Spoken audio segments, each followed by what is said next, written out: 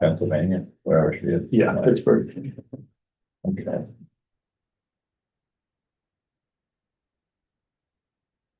They 24/7, I think.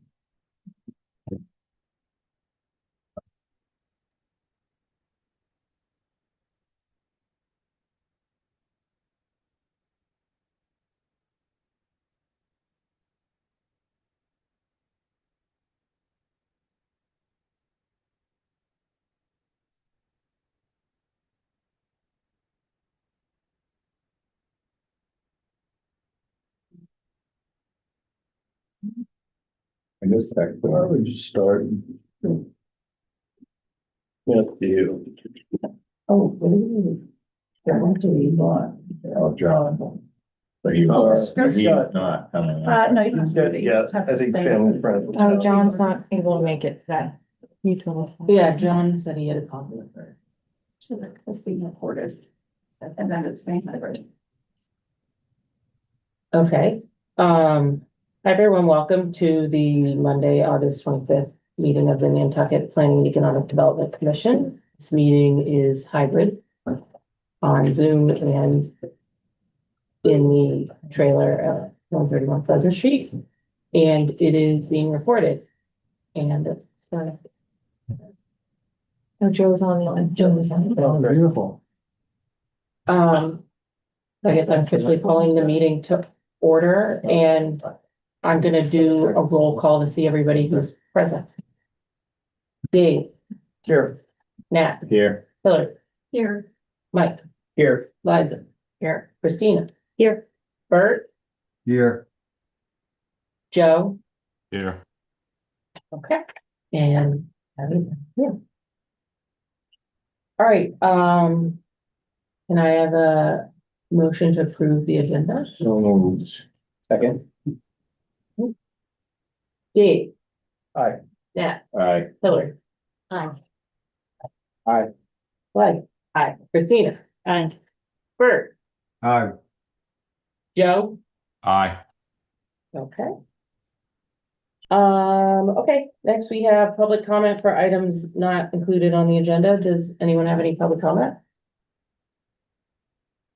Okay, I don't have a public comment, but I just did want to note that there was an item added to the agenda not anticipated for you, and I just want to make sure everybody noticed that.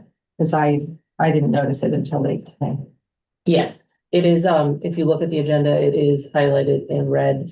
Item number D on the, agenda is an item not anticipated within 48 hours of the meeting, and I think staff can speak to that. I don't think that was intentional. I think it was just an oversight of they were waiting for something, but we can speak to it when it comes to it. Any other comments? All right, we have minutes from May 19th, June 23rd, and July 28th. Does anybody? Yeah, I have some comments about the minutes. So the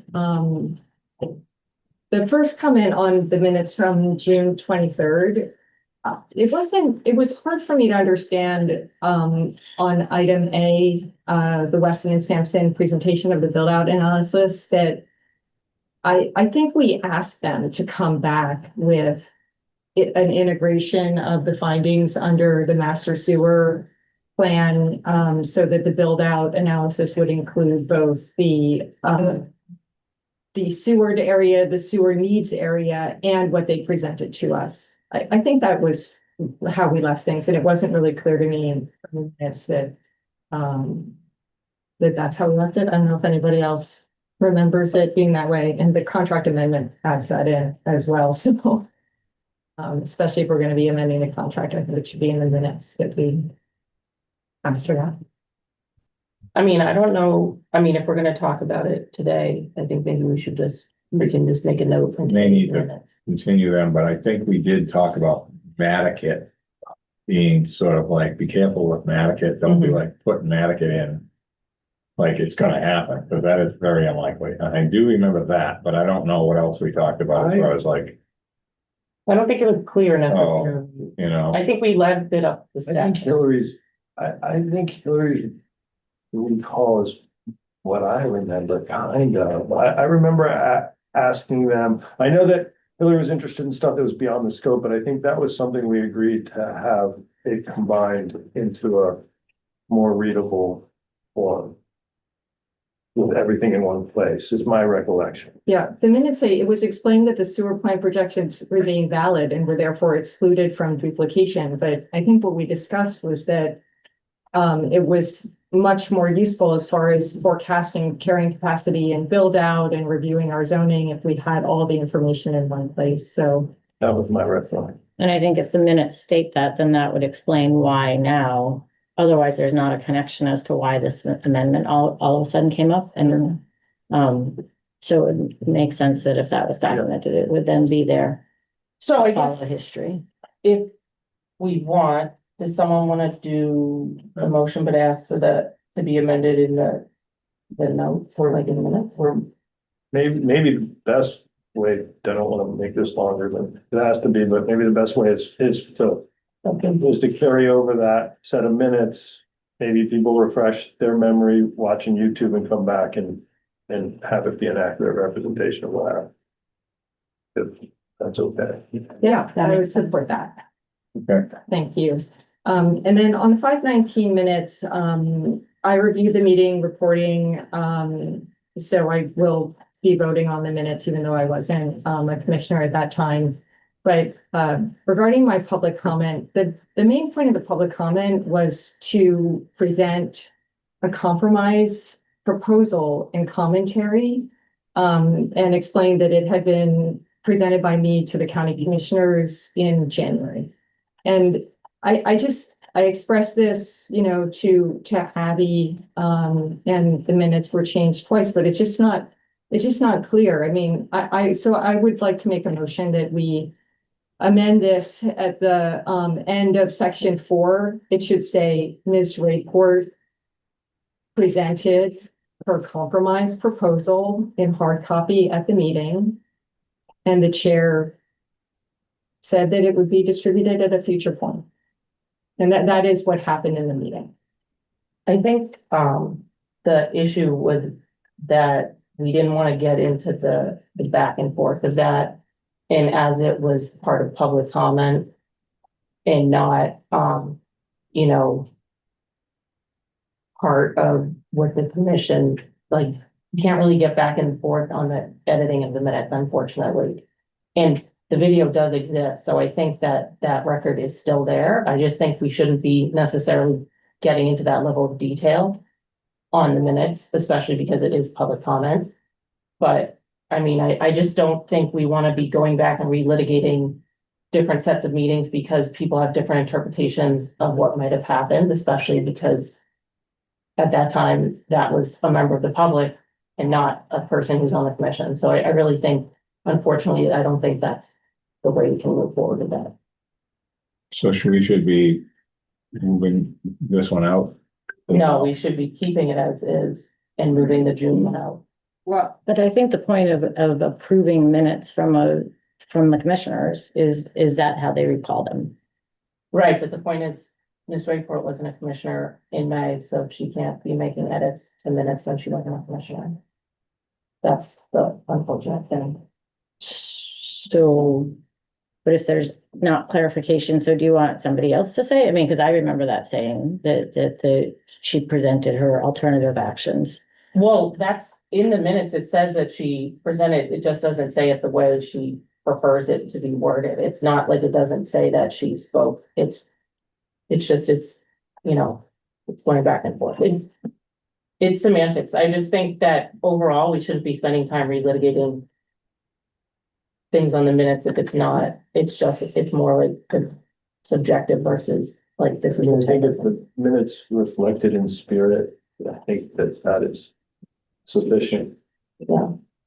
Well, I think the minutes are, I'm not gonna have a big fight about this, but the minutes are a record of the meeting. A letter was presented in the meeting, the chair collected the letter and then distributed it in the future. I think that's material, especially because it relates to a compromise proposal for the legislation. And I think the minutes should reflect the meeting. It's not about, going back and forth. It's about what happened in the meeting. I don't feel that this actually reflects what happened in the meeting. I've asked a couple times for it to be put back in, and I keep getting pushback. And saying that you're not willing to record what happened in the meeting and people can watch the recording. So, I'm certainly not, gonna support this version of the minutes because it omits a really material detail. So I'd make a motion to support the minutes for 519 if we're moved on with the discussion. Yeah. Okay, there's it, okay. Dave, Second, on your, aye. Nat, Aye. Hillary, No, Mike, Aye. Liza, Aye. Christina, No, Bert, Aye. Joe, Aye. and the chair, I vote aye. Is there a separate motion on the July 28th minute? I'd make a motion to support July 28th, but no, if there's discussion, I'm sorry. I don't know if there's any discussion. but I thought we were making a motion to defer them and add the enough detail. was that 23rd? No, June is, July 28th. July is, Oh, sorry. we already agreed to move out. Oh, sorry. So it's a motion for the July minutes by Mike. Is there a second? Second, By Nat, Dave, Aye. Nat, aye. Hillary, I'm gonna abstain because I actually didn't see those minutes. okay, Mike, Aye. Liza, Aye. Christina, aye. Bert, Aye. Joe, Aye. right, and chair votes aye. Okay, moving on to announcements. This one is just, I think, a reminder. I think we brought this up at the last meeting. The Seasonal Communities Advisory Council meeting is on Thursday, September 11th from 11 to 12 p.m. It's in the White Elephant Ballroom, but it's also available via Zoom. And is that a public meeting and anybody can attend? Yes. Encourage attendance. Yeah, I'd like to have a good show. I'm assuming that's why it was on there. Yes. Just want a clarification. yeah. We're announcing it to the public here. All right, any other announcements? I have an announcement. It's really more planning board related, but of interest to the commission. The Land Bank invited Megan and I to come and speak at their meeting tomorrow afternoon, just to give them an update on the master plan, the progress that we've made, where we're going, and just a general update. So we'll be doing that tomorrow at 4. Okay, great. Any other announcements?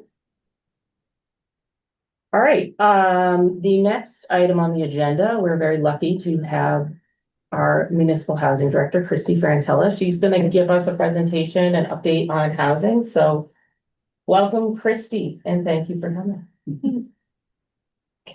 We can put it on screen. And, okay, Megan's bringing up the presentation on screen. Thank you first for having me.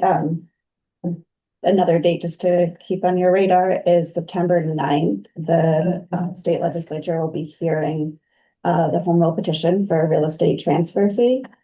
And so the housing department will be releasing a lot of information about written testimony before September 9th, but I'll be in touch with Meg and Leslie of possibly submitting a letter on behalf of the commission. We already have. I submitted a letter on behalf of Thanks. On top of it. So we'll also Probably just be looking for. Oh, I believe I sent in a letter as well. Oh, so they heard the statewide transfer fee legislation and on September 9th, they're hearing the Nantucket specific home rule petition. But you can just resubmit the same testimony, but we'll be putting information out to the community. So just want to make sure people have that on their radar to prepare to write a letter. Perfect. So thank you for having me. I gave an update to the select board a couple of weeks ago. We wanted to just give a brief update to the planning commission as well. Next slide, please. Just wanted to go over some recent achievements of both the Affordable Housing Trust and the Housing Department.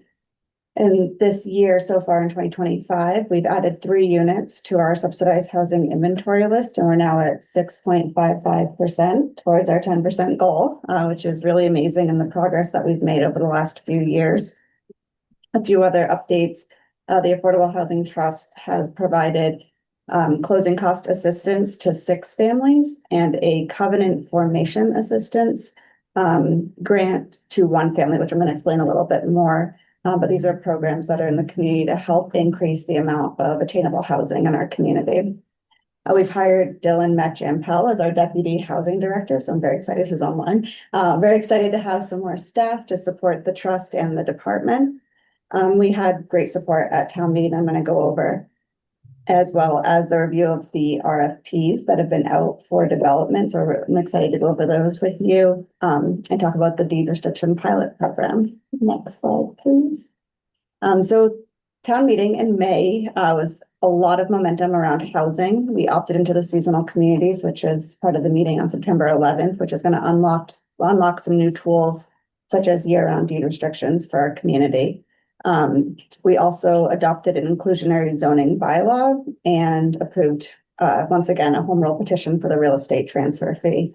And this is really vital to creating a long-term funding solution so that we're not going back to town meeting every year asking for additional funds and be able to use something similar to what the land bank has in a real estate fee. Voters also approved another $5 million CPC bond. This is a tool that we've utilized twice already since 2019. And what CPC funding allows us to do is expand home ownership or rental opportunities for those earning up to 100% of area median income, which for a family is $163,000 per year. We also continue to approve the $6.5 million override, which is vital to our ability to borrow funds for affordable and attainable housing, as well as implement some of the programs where we utilize cash versus borrowed funds. And we defined our new housing definitions in our bylaw around year-round and attainable housing, so that we just have clarification on affordable is really limited to 100% and less, and attainable is more for that missing middle, going up to 240% of area median income, which is about $350,000 for a family. So that really stretches that. We realize that the need on Nantucket is so great all the way from the capital A affordable to our missing middle attainable. Next slide, next one, please. So great progress that we've made. The state under Chapter 40B requires that 10% of our year-round housing be restricted to capital A affordable, serving families at 80% of area median income or below. And for a while, we were hovered at about 1.5% to 2%. And in 2019, with the kickoff of the Neighborhood First funding, that was a citizen warrant article, which provided $20 million to the Affordable Housing Trust. We've been able to put this into 26 different projects. And we are now at, as I mentioned, 405 units. By the end of 2026, we'll be at 590. And we're very close to that 10% goal of 618 units. So it's within reach. These First, a quick question. Do we have to hit that 10%? Is there a certain time period we have to hit it by?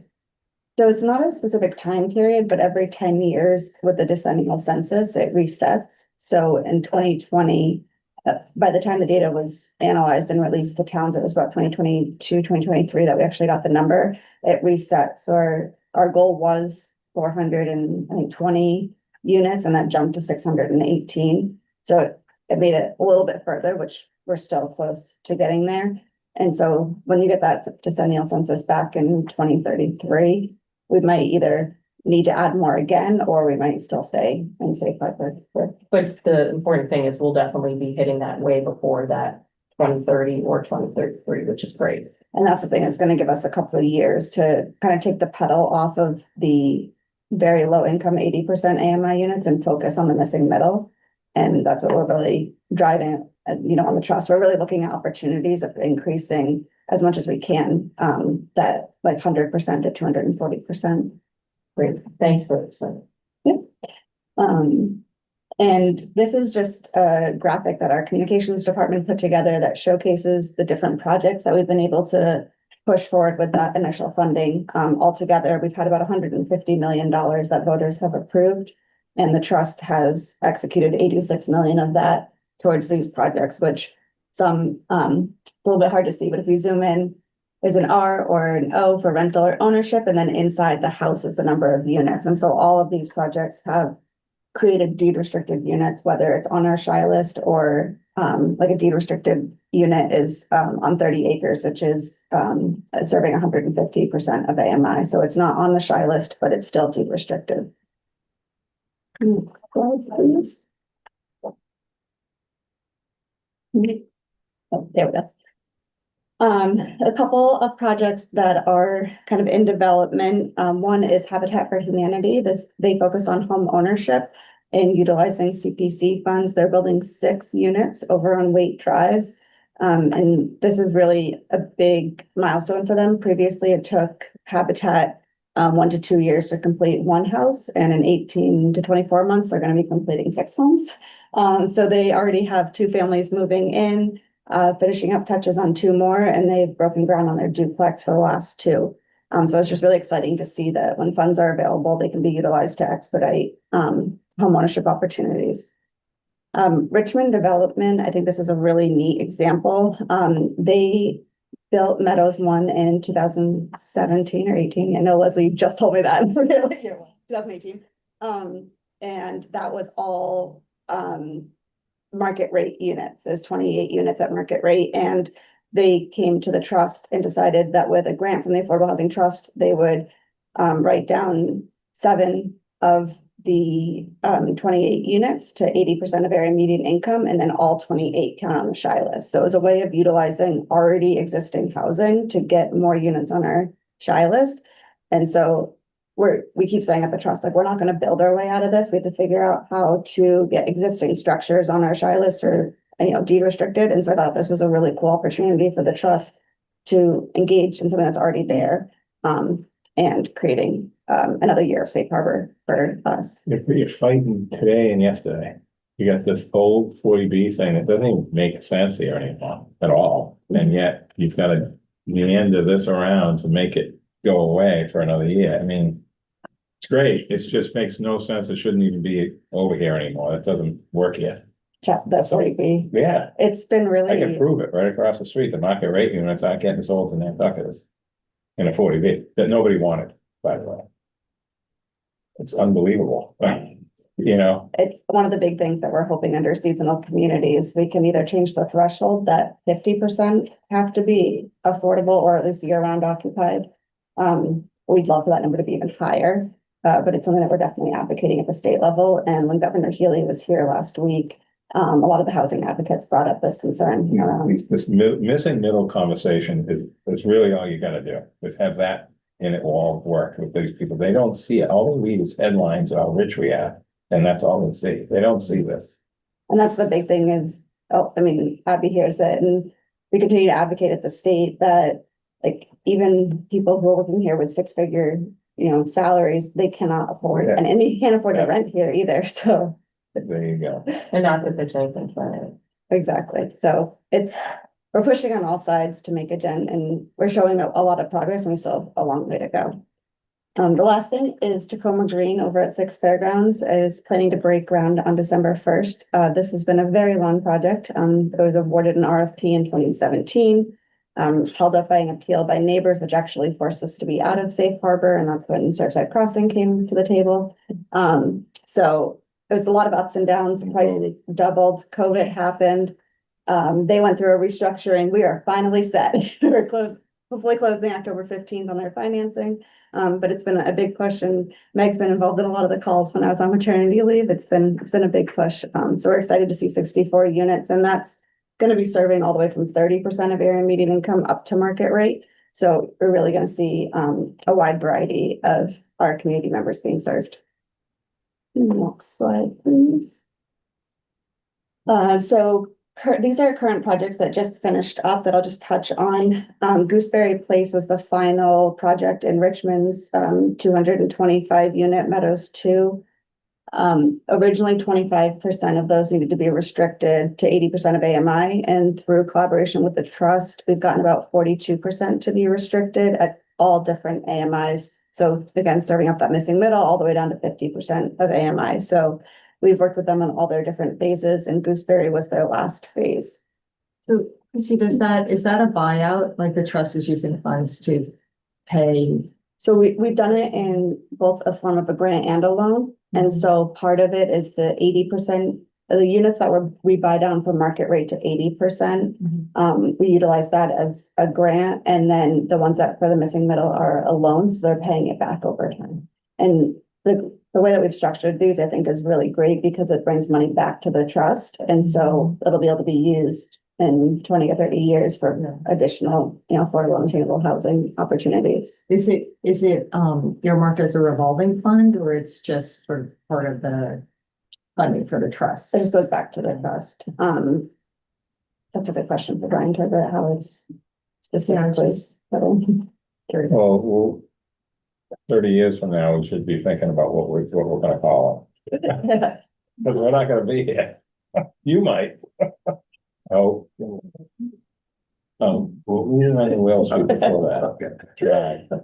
The Sandpiper Place too is another example. We did a short-term loan, the trust did. It was an 18-month loan to expedite the construction. So all homes have been built. They've all been sold to their buyers that are at 80% of AMI or less. And then we were repaid. Every time they sold a house, we were repaid. And then in May, they paid off like the final interest and principal. So we actually earned money on that deal. And again, utilizing that for additional projects in the future. We're very happy that Wiggles Way is completed and fully occupied. I think one of the biggest things that I think is really exciting is the land bank collaboration. This is such a great example of how you can have affordable housing and conservation working together. And I think that this is something that we can replicate all over the island.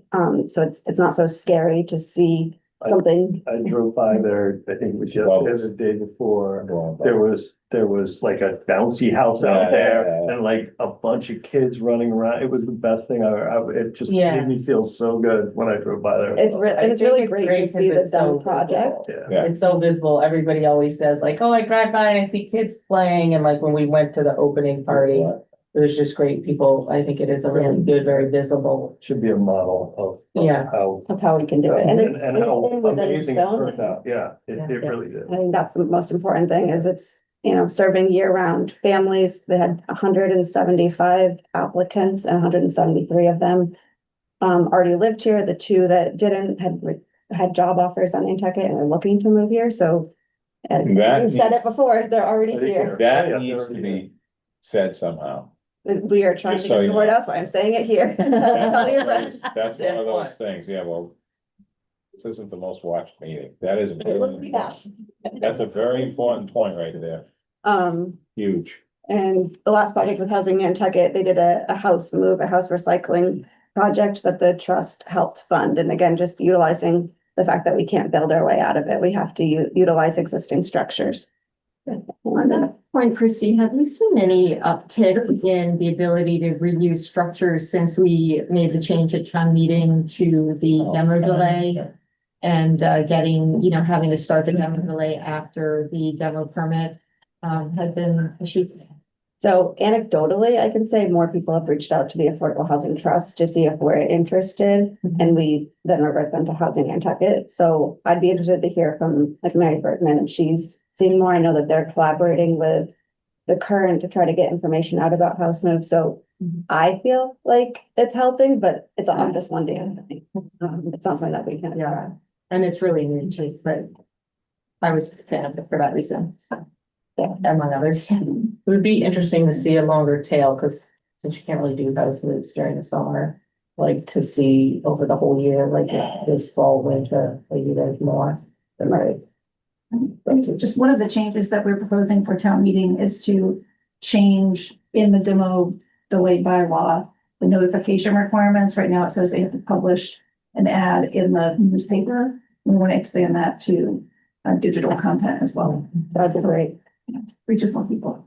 One thing to get out to your friends, Matt. Another part of that is the storage of the house. Like, you don't just say, hey, can I park my move off to your house because I'm not ready for it yet? There's a lot of timing issues. When you get a move off, it's usually from somebody that's blowing the place up and building it out for today's world. But that house has got to park somewhere. Like, it's not that easy to time all this stuff, even your little thing that you did compared to a real house, you know what I mean? It's not that easy. No, it's, the trust tried to accept a donated house. I mean, there's gotta be a way to make that work better. I'm not in the business, but I know that that's an issue. I just don't know what the solution is. And then as far as house moves, I'm just saying this, I don't care who's listening. Before whatever I'm done with, we're gonna have a way to fix this modular summertime thing. A modular is not a house move.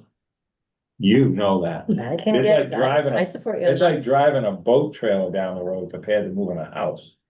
But somehow that's been mixed into this house move term, and I'm like, wait a minute. That isn't a house move, that's just driving a truck down the road like we do every day. So someday that's gonna get fixed. I can't tell you when, how, but that has to get looked at. Just modulars, because what that does is screws up people's timing of getting things moving in the fall. You should be able to get your house moved here in July. What difference does it make? It's just another truck driving down Washington Street. So, anyway, it's, number of boats that come in, there's only, huh? with the number of boats Yeah, but that already come in. They come on, and they come on board in the morning. backed up. It happens in the morning, early. Joe Tallman has his hand Anyway. Okay, And uh, right before Joe, I just want to say around house moves, we had a recent meeting with the Preservation Institute of Nantucket, and there's a lot of funding around historic preservation that I think could go hand in hand with house moves. So it's something that we want to explore more.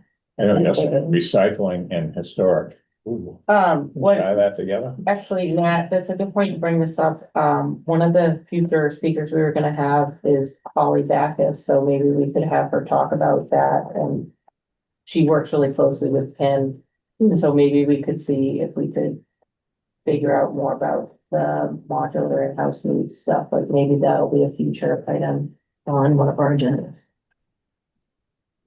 Anyway, sorry, Joe, you had a question or comment?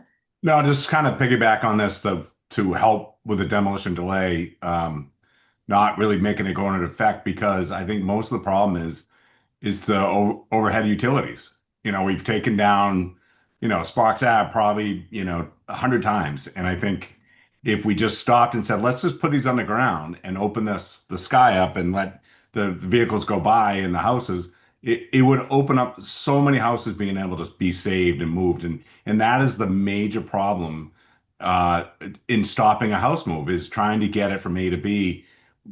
I get what Nat's saying in June and to August, that's really kind of complicated, but otherwise that is the one thing that will hold things up. And then Verizon just put up a communication line and they put it at 21 feet. And I'm like, your secondary dwellings are a minimum, of 22. So if not to 24. So there's just some problems that we need to fix as a town. And if you got the National Grid and Verizon and, everyone on board saying, we're just going to, put money in and get these underground, I think it would save so much time and effort that we're all complaining about not being able to save houses because we all want to.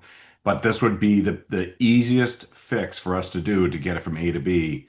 I had a house on Sherburne Turnpike and it could have gone to Pulpus Road, but there was one intersection that we could not get through without taking down or disconnecting an entire power line for a day. And that doesn't make sense to me. We've already been there, like I said, 100 times through this one intersection. Why was this not fixed in the beginning to say, like, this is the best way to help someone move a house? Otherwise, then you have Verizon circling back and said, oh, it costs us, $100,000 for the day. That's just wrong. That's just, they have to do that and not at the expense of, the client moving the house or the owner moving the house.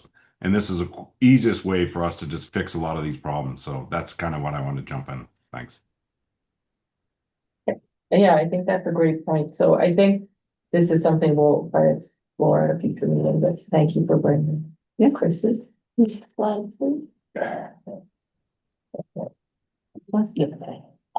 So as I mentioned, we have several parcels for vacant land development. And we just had an RFP review committee look at these 3 sites at Orange Street, Vesper Lane, and Bartlett Road. These were acquired between 2020 and 2023. And the RFP was out for about 10 months before bids came back. We had 2 different bids, and we recommended to the Affordable Housing Trust to award the bid to affirmative investments. And these are just really concept ideas. I know there's already been some chatter on the community of this, is this like approved and they're getting ready to break ground? No, they just won the bid through the Affordable Housing Trust. We still are negotiating terms of it. And they're still going to be requiring financing through low-income housing tax credits that are federal funds. They'll go through planning board, HDC, everything. So these are really concept plans and nothing is approved. This is what they're hoping to be able to do. Just wanted to make that clear. Next slide. Chrissy, can I contribute an idea that might be a little surprising to some people to come from someone like me, but I'm really sensitive to the mismatch between trying to build affordably and trying to deal with the HDC. I was listening to a developer present to another municipality, and they said every review in front of a town board, this is not Nantucket, cost them $10,000. I remember that with the community objecting, well, grumbling, I guess, and asking a lot of pointed questions about some of the cost overruns at Wiggles Way, and also the failure of the dormitory, that in the coverage, the builders cited HDC review as adding to the cost. And this is money that's coming out of all of our pockets.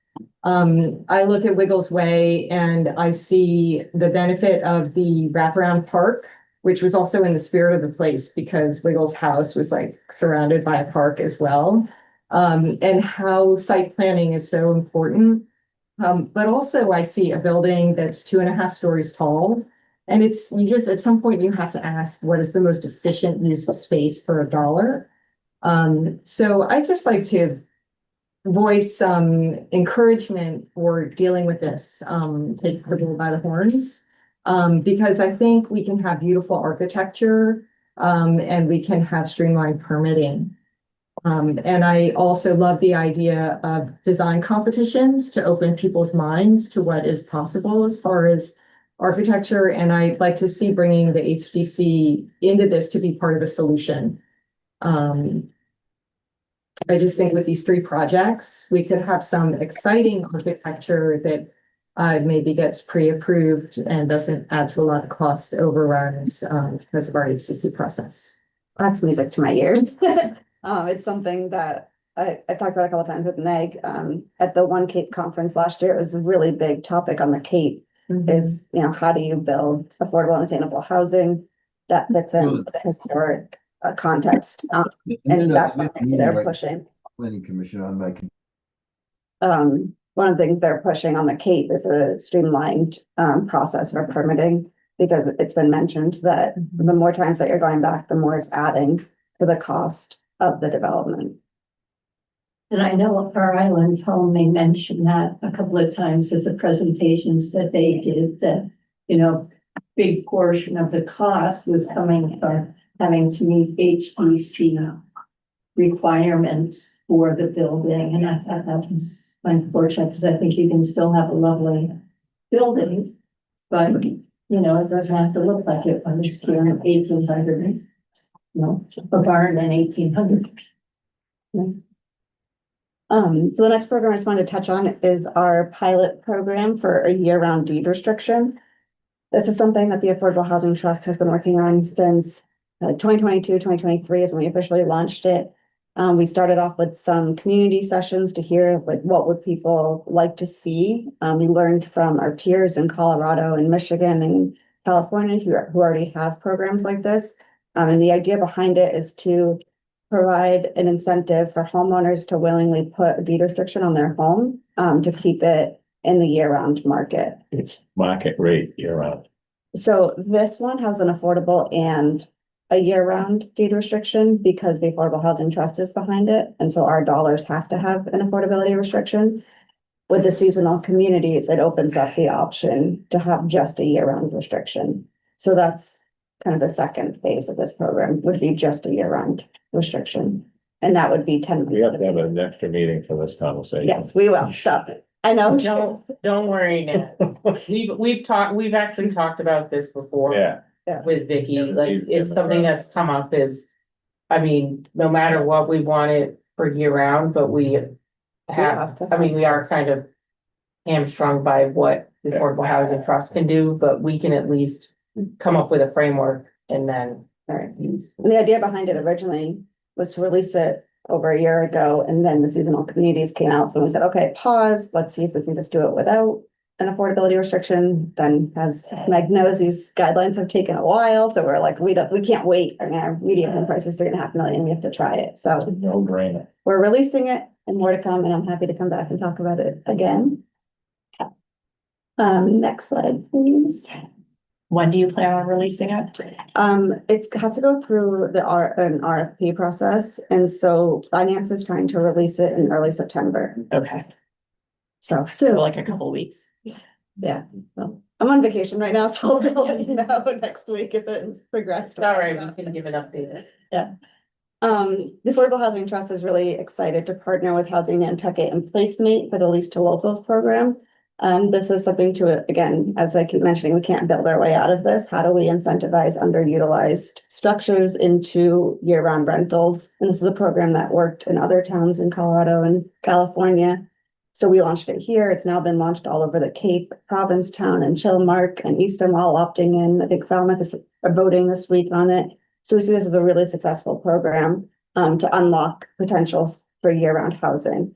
And a lot of people, including Matt, has said, what about the people who are already renting year round? And that's something that the trust hears. And we have an RFP out right now for a similar program to be developed to what they call it in California and Colorado is rooted renters. So you're incentivizing people who already are doing the right thing. They're already renting year round. They're already renting affordably, giving them a cash incentive to continue to do that. So we're excited that that's on the horizon and in the works. I hope to No, clear your thank you question. so much. I just. We're like 10 years behind. I know, It's unbelievable. Like, we're already but we're behind. already so ahead. We're of ahead all and the behind other at the same towns. time. And it's. And another program I just wanted to highlight again, we have room in public. I want to make sure people know, the covenant program, is part of our zoning bylaw. And if anyone is interested in creating a covenant lot or selling off, a covenant house, we have a program for the Affordable Housing Trust that is an 18-month forgivable loan. So, I shouldn't say forgivable loan, it's repaid when you sell the lot. And so the trust gets the money back and we reutilize that to provide to homeowners. So it helps cover the engineering and soft costs of getting a covenant lot created. No, Chair, I'm sorry, I haven't said that yet, and then go back, I'm acting like I'm still the chair. So, can I just ask you, what are we doing to incentivize someone selling a covenant lot? Because they ain't worth anything. That's another problem, like, it's bad enough the house is $1 million and you haven't paid for the lot. So you got a house that's $200,000 underwater and you didn't buy the land yet. I will Do you say, see what I tune mean? in to the September Affordable Housing Trust meeting, Okay. which we're having Housing Nantucket and the Housing Authority join us. Because there's a lot of people here More to come on that that. have the ability, if we can get our triple covenant, double covenant back with the stupid ADU mess that we should get out of. We can go, there will be a lot of people that will sell a covenant lot if they can make some money. You can't give it away. That's the issue with the covenant lot. It's the land, it's the cost to build on it. Well, I know, that's the other end of it, but it's, you know. Okay, More to come. Yeah, I'll we're make sure aware. you're invited to Thank the you. trust. you guys are doing great. So I touched on a lot of the things that are coming down the pipeline. We are about to award the housing production plan. We're about to update that. We do that every 5 years. So some of you guys finishing up your master plan, don't forget September 30th, the planning board members. We have a joint meeting with the Affordable Housing Trust Planning Board. And Board of Health. It's like that. Oh, you're not. And that's everything. So happy to answer any questions. Come back at a future meeting and update again. I am flabbergasted on how much you've accomplished in Incredible. just a year, to be honest. Unbelievable. Yeah, you are killing it. Right. It's on a Thank you. team. I Don't can't forget my take ground, credit. don't forget my ground cover bonus. I know, Well, working on Free, don't it. have Um, to write such big checks. I will say, thank you to Christy for coming. We are looking to have her come on a regular basis, so we're gonna figure out that timing, but I think it's really great because I think everyone's seeing how much work is done. There's so many great things going on, so we'd love for her to come back more regularly and consistently, and then she can give us updates. A lot of this is based on other places she does updates, but I think it's just great to get it out to our commission, so then you guys can share it with all the commissions you're on as well, but also just kind of getting it out there. So we thank you, Christy, but we're gonna have you back. So this is not a one and done. Thank you. I'm looking forward to it. I just have one quick question. Because you've done a great job. Trying to repeat what everyone else has said. I just had one question about the number of units, and is Surfside Crossing included in the shy list numbers? So when they first were approved with the 60 units, Yeah. 15 counted Right. and went on our shy list immediately. If no building permit is pulled within 18 months, it falls off the shy list. And then when building permits are pulled, they're eligible to go on once they have a CO. But right now, they're. So there's nothing on our shy Right. list currently, and until something happens where a CO is issued, they wouldn't. Thank you. Well, thank you so much, Christy. Like I said, we're gonna have her back again, but thank you. We really appreciate it. Thanks for coming on vacation. Yeah, and of course, yes. Vacation. Thank you. All right, next item on the agenda is Mike is here. Hi, Mike. Thank you for being here with his transportation program update. And there's a couple of things in here. So we'll let you kick it off. Thank you, Madam Chair. I actually wanted to share my housing experience in Nantucket too, but I won't. I'll just jump right into the transportation part of it. The first item is related to the draft traffic safety action plan. You might recall last month that you authorized a public review period. The point of this month is to review the comments that we received from the public. The consulting team is here to help address any questions that you might have. The draft plan and the appendices, which weren't available last meeting, as well as the summary of the public comments, are in the meeting packet. I'll say that the responses were much more during the outreach process that we did over the last year and a half, much more than what we had during the review of the draft. We had 10 responses received through our Zen City portal. There was unanimous consent from everyone that participated in this that a lot of the goals were supported, that being the thresholds for reducing crashes incrementally over the next few years, with the ultimate goal of having 0 fatalities on the island by beyond 2040. We did want to foster a culture of safety and deliver safety projects, use data-informed approaches, not just the hard data, but actually human analysis of that data to drive project selection, balancing context-sensitive design with countermeasures, and prioritizing education and in-road guidance. And there was unanimous support of improving corridors along Bartlett Road, Surfside Road, and Pleasant Street to improve safety. There was one opposition to some of the goals. A lot of that related to monitoring and project development. There was one opposition to, like I said, the routine reporting of trends, advancing safety projects through project development, prioritizing projects that are on the high injury network, and then expediting the construction of those projects that are on these high risk areas, as well as evaluating the causes of fatal crashes.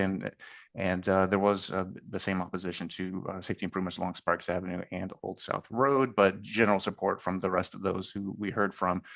There were a few other suggested locations for addressing problems.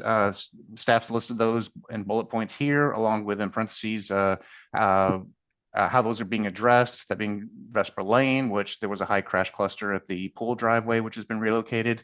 West York Lane, which is a very narrow 2-way road. We've conducted public outreach this past summer to understand the neighborhood's feelings about that corridor. Easton Street, this will be a new item for the select boards to consider in the near future about the on-street parking and the conflicts created because of that. Orange Street, there is a need to connect the bike lanes on either side of Green Home Center. My Comment Road, those improvements are part of the Surfside Road corridor improvements. Gardner Street, I don't think I need to go into too much detail about that, although that has been reviewed. Fairgrounds Road, there is a cluster at the intersection of Old South Road, and that's part of the Old South Road improvements. We also received general comments from some of the respondents regarding e-bike safety, and bikes should be on bike paths and motorized vehicles should be on the roadway. And then getting the roads in better shape. Maintenance was a big concern, as well as lighting, which is an issue in Mid-Island, and I would say in some areas of downtown as well, that we've heard from the Commission on Disabilities. Regarding the e-bike initiatives, there are going to be updates to the plan to include a discussion of the local bylaw definitions for Class 3 e-bikes that were approved. Local bylaw changes that were also approved for speed limits along bike paths. And if the state ever provides the ability, we'll do local restrictions and enforce e-bike restrictions. And Madam Chair, just another point on this e-bike, staff's going to be coordinating with MassDOT's Commission on Micro Mobility to help advance the Class 3 e-bikes. And I'm sure I'll have some offline discussions with Joe Topham on just making sure that those are what we have here locally is what the state approves statewide, or at least we don't lose any of what we wanted done with those regulations in the state law. So Madam Chair, again, the team is here from Nelson Nygaard to help answer any questions you might have on the draft now that you've had about a month to kind of look through it.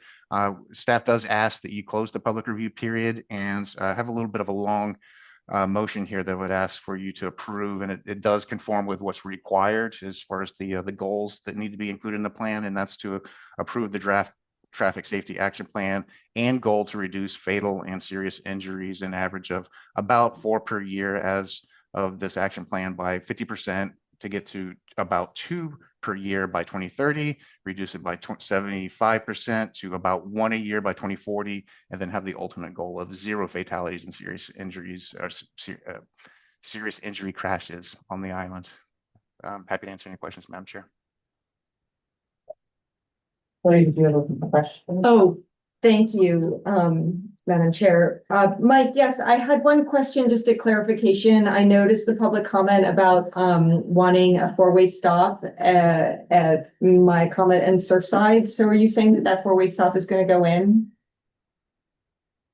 I mentioned the recommendation for that intersection is to evaluate a 4-way stop. The preferred alternative is a mini roundabout.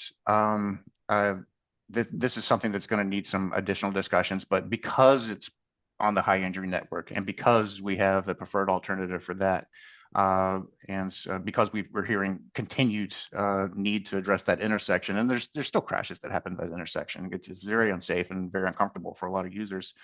That we're going to need to advance that discussion of doing at least a piloting of some kind of control at that intersection.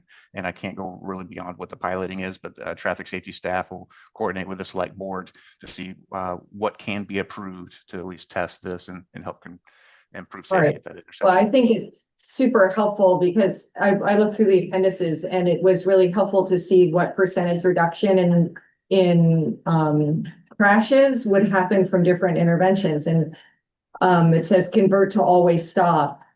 Predicted crash reduction is 75%.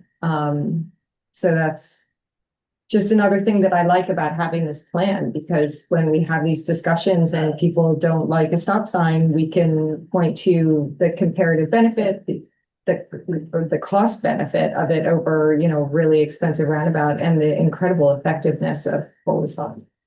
And I did like to follow up on that, because I think we hesitate too long to solve a problem.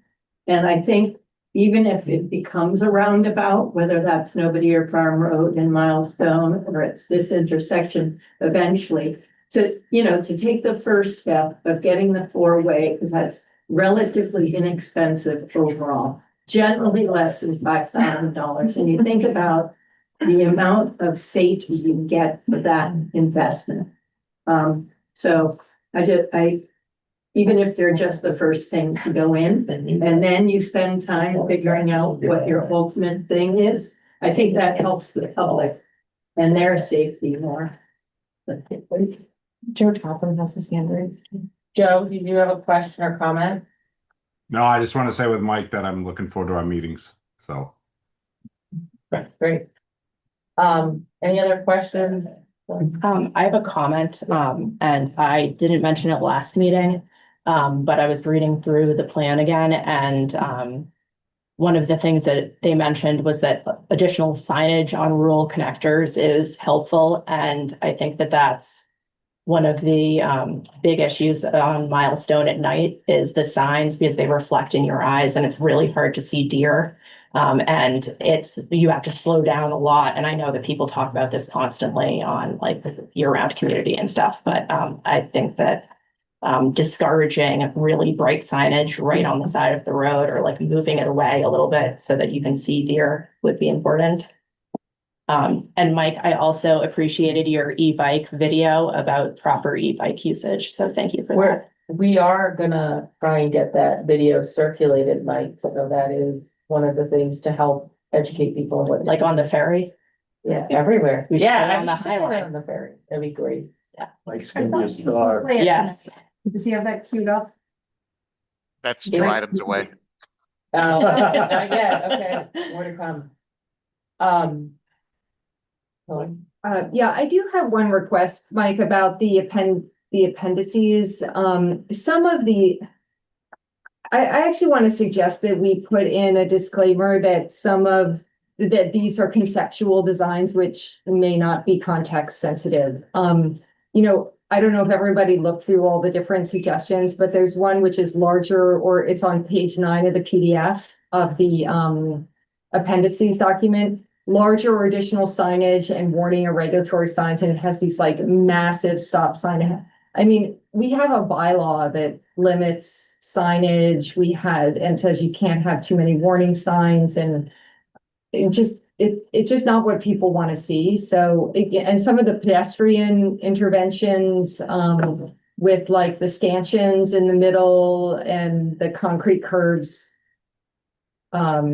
I just wouldn't want anyone reading this or reading this into the future to have the impression that this commission has said we want to see these specific designs on Nantucket. Some of them, like I'd love to see more, where they cut the pavement so it vibrates when you, like, that would be incredibly useful on Milestone Road.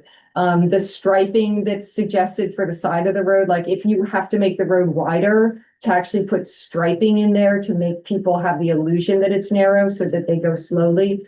I liked a lot of those ideas, but I don't know if anybody else felt like it might be useful to have some note that these are concepts and not necessarily reviewed for being really what we want to see universally. Any other questions or comments? Just for a second, yeah, Mike, are you there? Can you hear me? Yes, yes. Mike, we were supposed to, when Ellen's Way got done. I remember this like yesterday, and it never happened. They were supposed to pay to move that Maya Comet Road over to align it with Surfside Drive. I mean, that never happened. Now, I don't think that had anything to do with Indian stuff. That was further.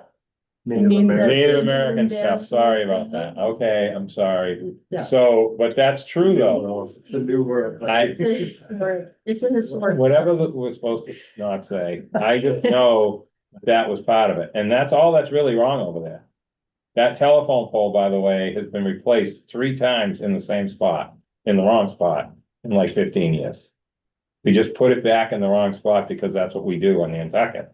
Metal braces. So, metal braces, so stupid too. So, Mike, I know that that's like 100 years ago and no one cares anymore, but I remember that because I was there. So, have we talked about realigning instead of a 4-way stop so that we're just backed up and we keep complaining?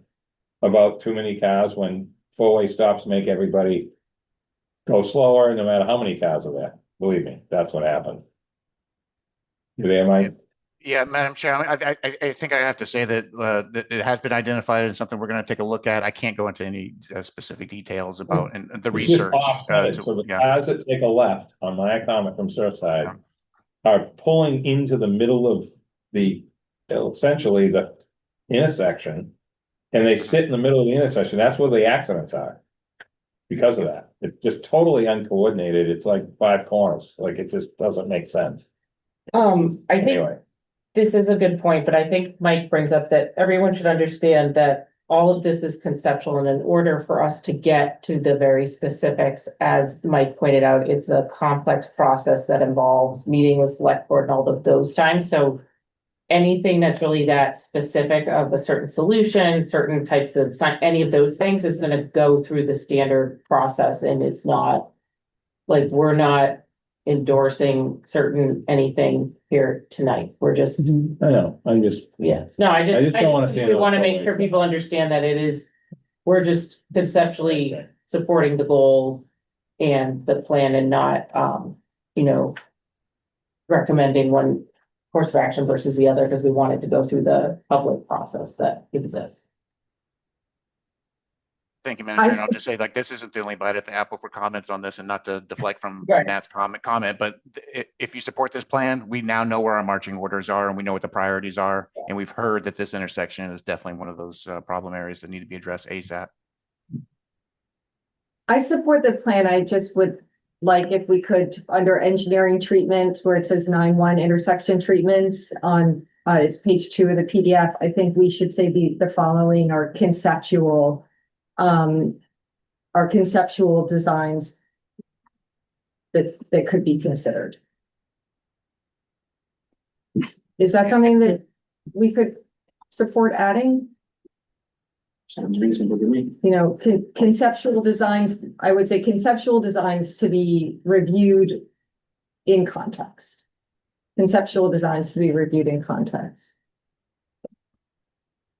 Whatever, do you guys want to make fine.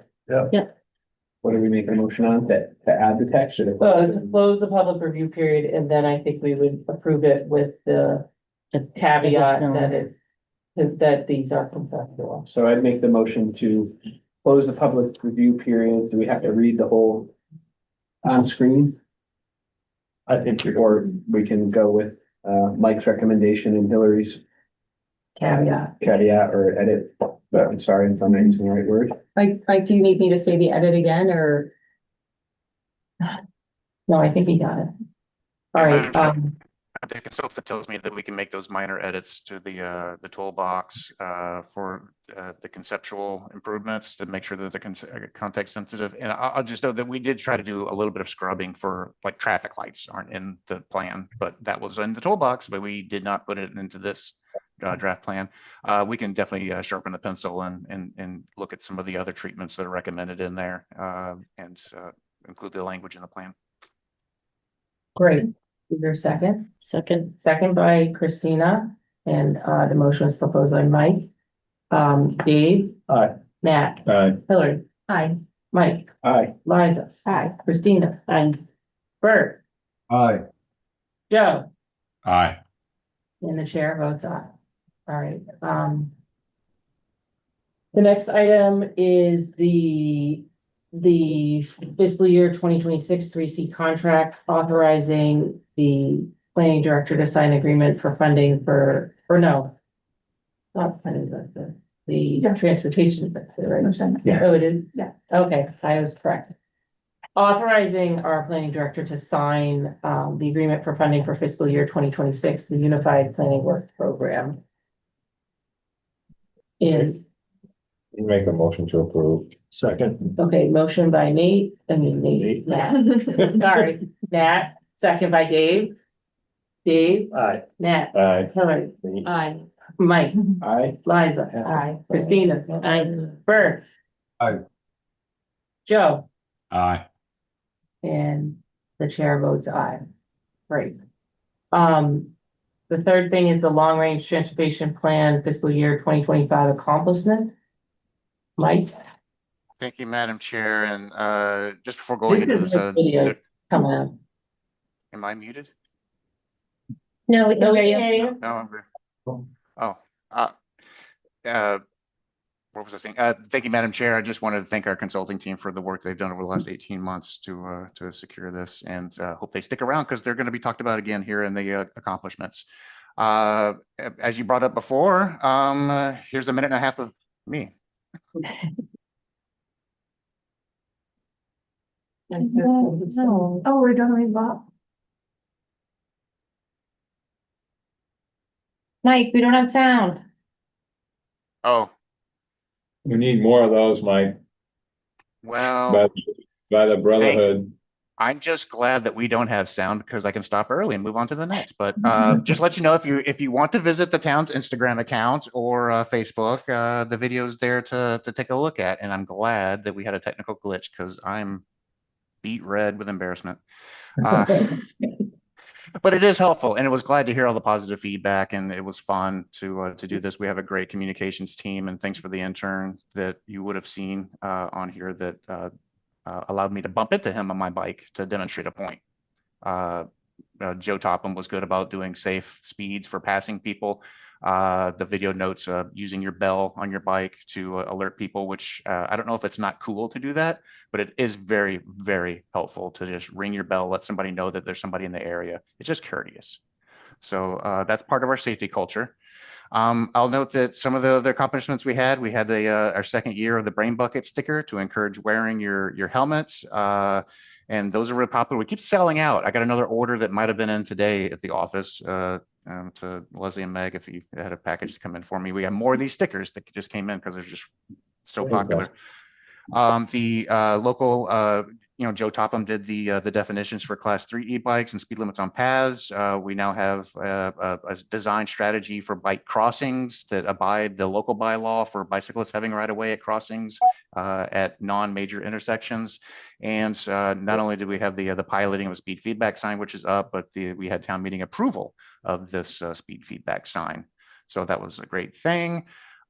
We have a data dashboard for the traffic counting and speed limits for 10 permanent counting stations and the Sconset speed feedback sign location that you can go online. Just Google Nantucket traffic data. You can go to the data dashboard and look at the statistics for each of these locations. That gives you not only the location, but the 85th percentile speed and the average daily traffic for a time period. There's a slider that you can use to change the dates to look at different volumes on different time periods. And then we have a classification to show you what the split is for small motorcycles, medium-sized passenger cars, or large 18-wheelers. NRTA fare-free ridership. This is a great thing because now it's state law that you can't charge to get on a bus in Massachusetts. That's fantastic. We had that as a local goal, but now it's a state law. The ridership impacts, there's maps here showing ridership to date from January to July for each of the routes. You can see last year we had an incredible increase in ridership from January through July, and it only went up more this year.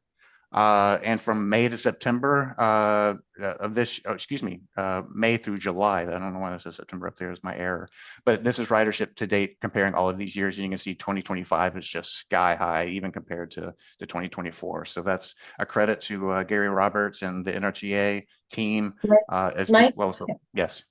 Can I just interrupt you? Do you know that your video's up and not the slides? It's still locking your bike, Mike. Just for the recap, for the video recording, it'd be helpful if you were going through the slides.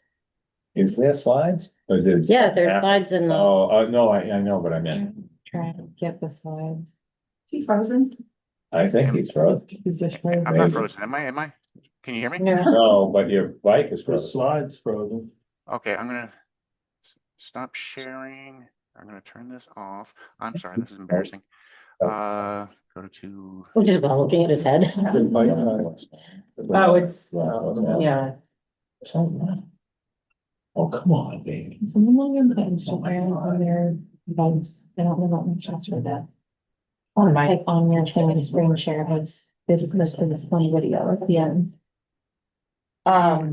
Well, I'm gonna, give me 2 seconds here. I think I What figured was- out something. The last item he was talking about Was the ridership, the Pretty fair. NPR, that's on page 13, slide 13. I should.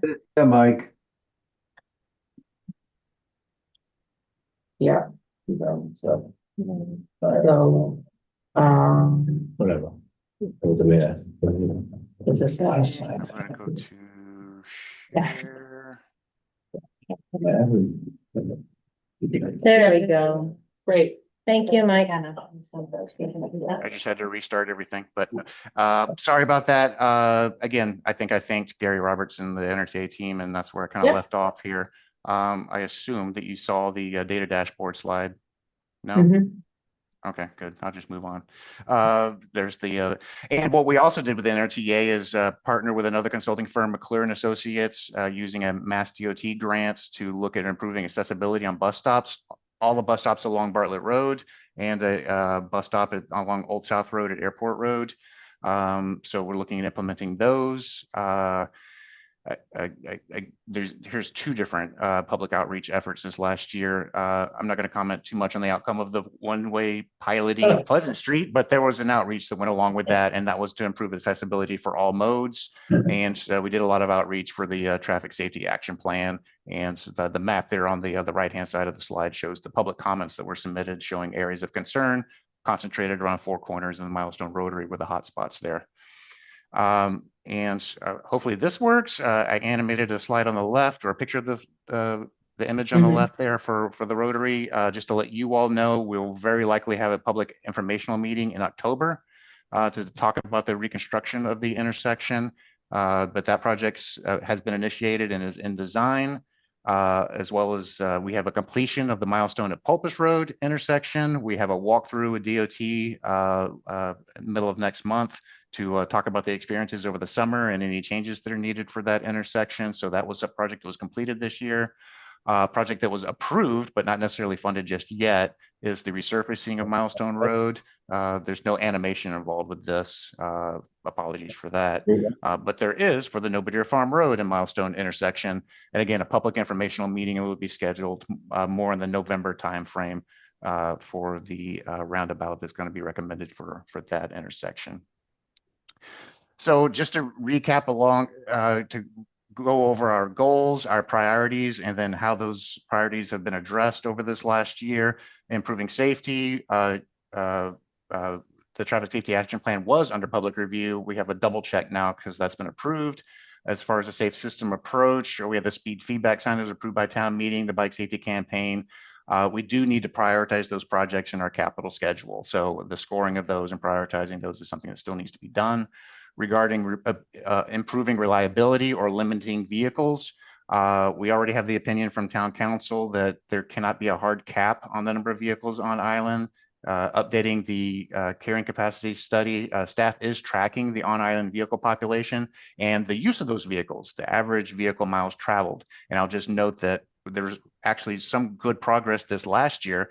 The average vehicle miles traveled by each vehicle registered in Nantucket has actually been flat and dipped a little bit this last year. So I'd like to think that people using the bus or doing something else has impacted that. So that's progress.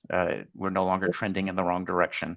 As far as the travel demand forecasting model, you all should know that not only do we have 5 additional permit traffic counters, but staff has issued a request for proposals and is now reviewing proposals for developing that traffic model.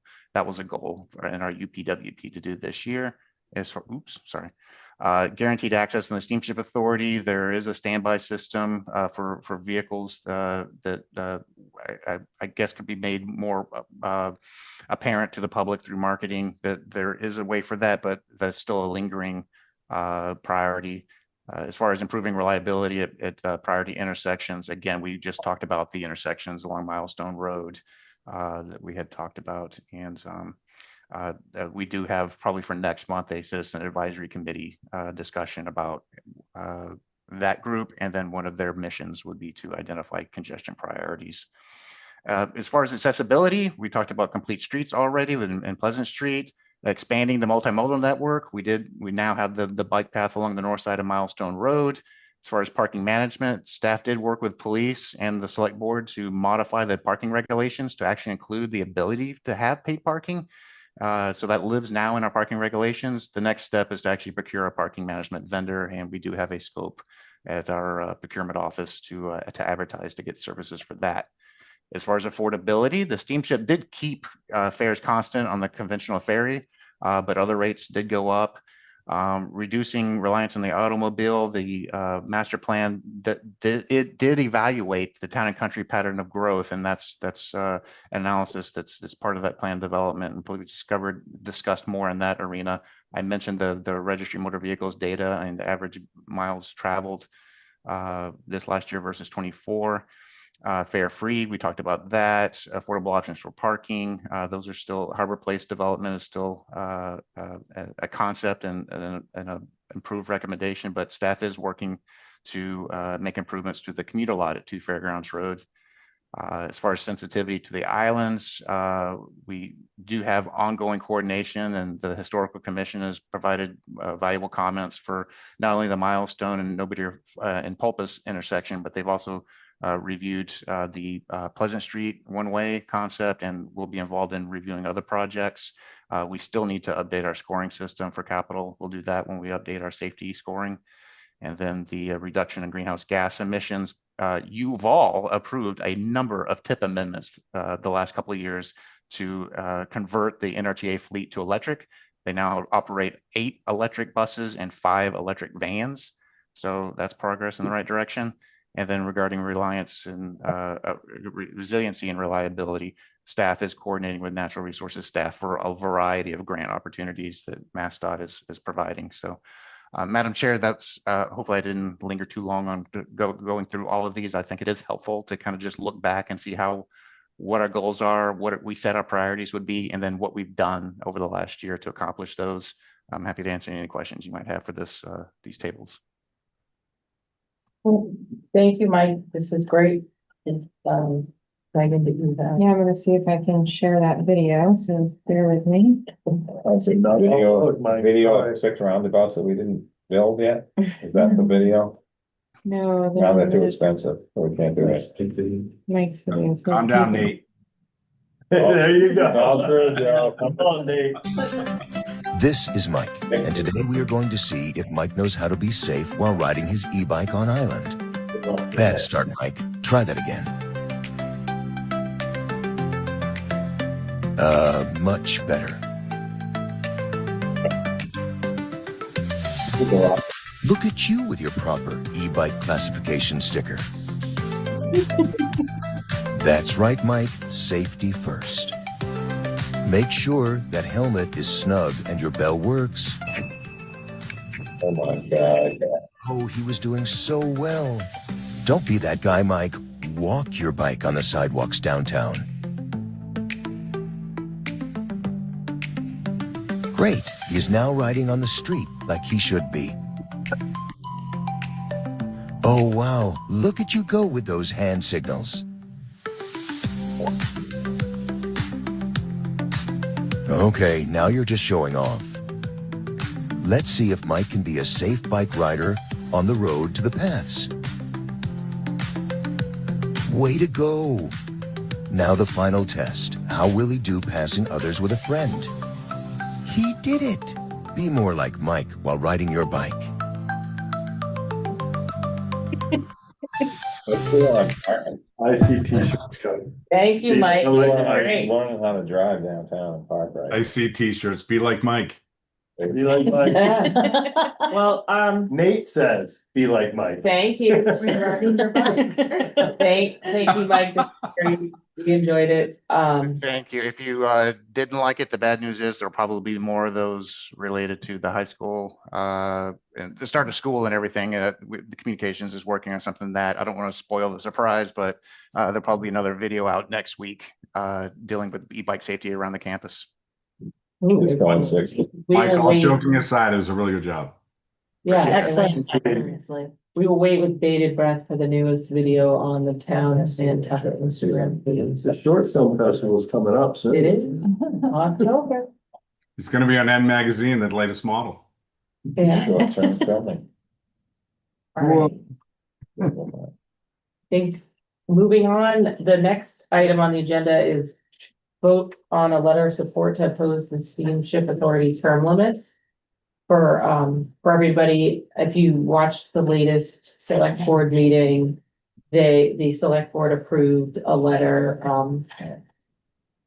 so that they are going to, like, supporting the opposition of the steamship authority term limits. There's a presentation by Rob Branny. I'm gonna let Nat talk more, but I think the idea is we want to also provide support along with the select board in doing what is recommended by representatives to the steamship authority, but Nat, I don't know if you want to add it. No, this has been going on for a while, this bill, before Dylan was in his current position, and he was, a representative.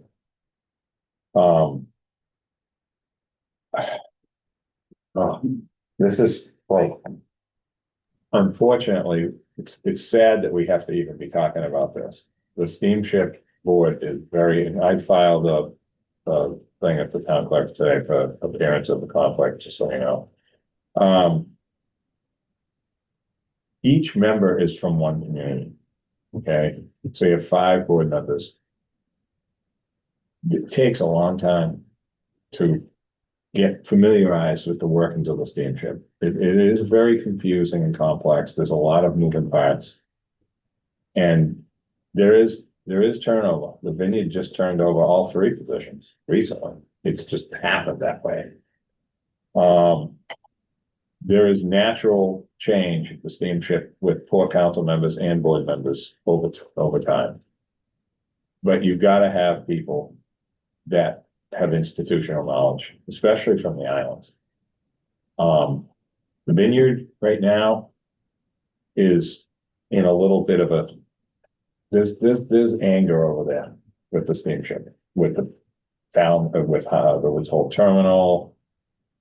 It's a lot of it's not in the majority, but there's a group of people over there that may be getting emails with different stuff, the Slack group. It's unbelievable the stuff that's going on. And we're over here sort of just happy the boat's running, had a great summer. There hasn't been really any big problems. There's been a couple, but nothing major.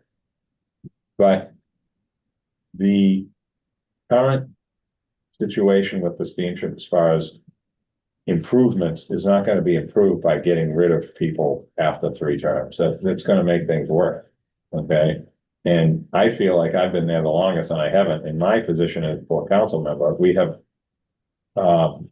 new people come in, and the first thing they ask is, they ask you a lot of questions offline because it's confusing and it takes time.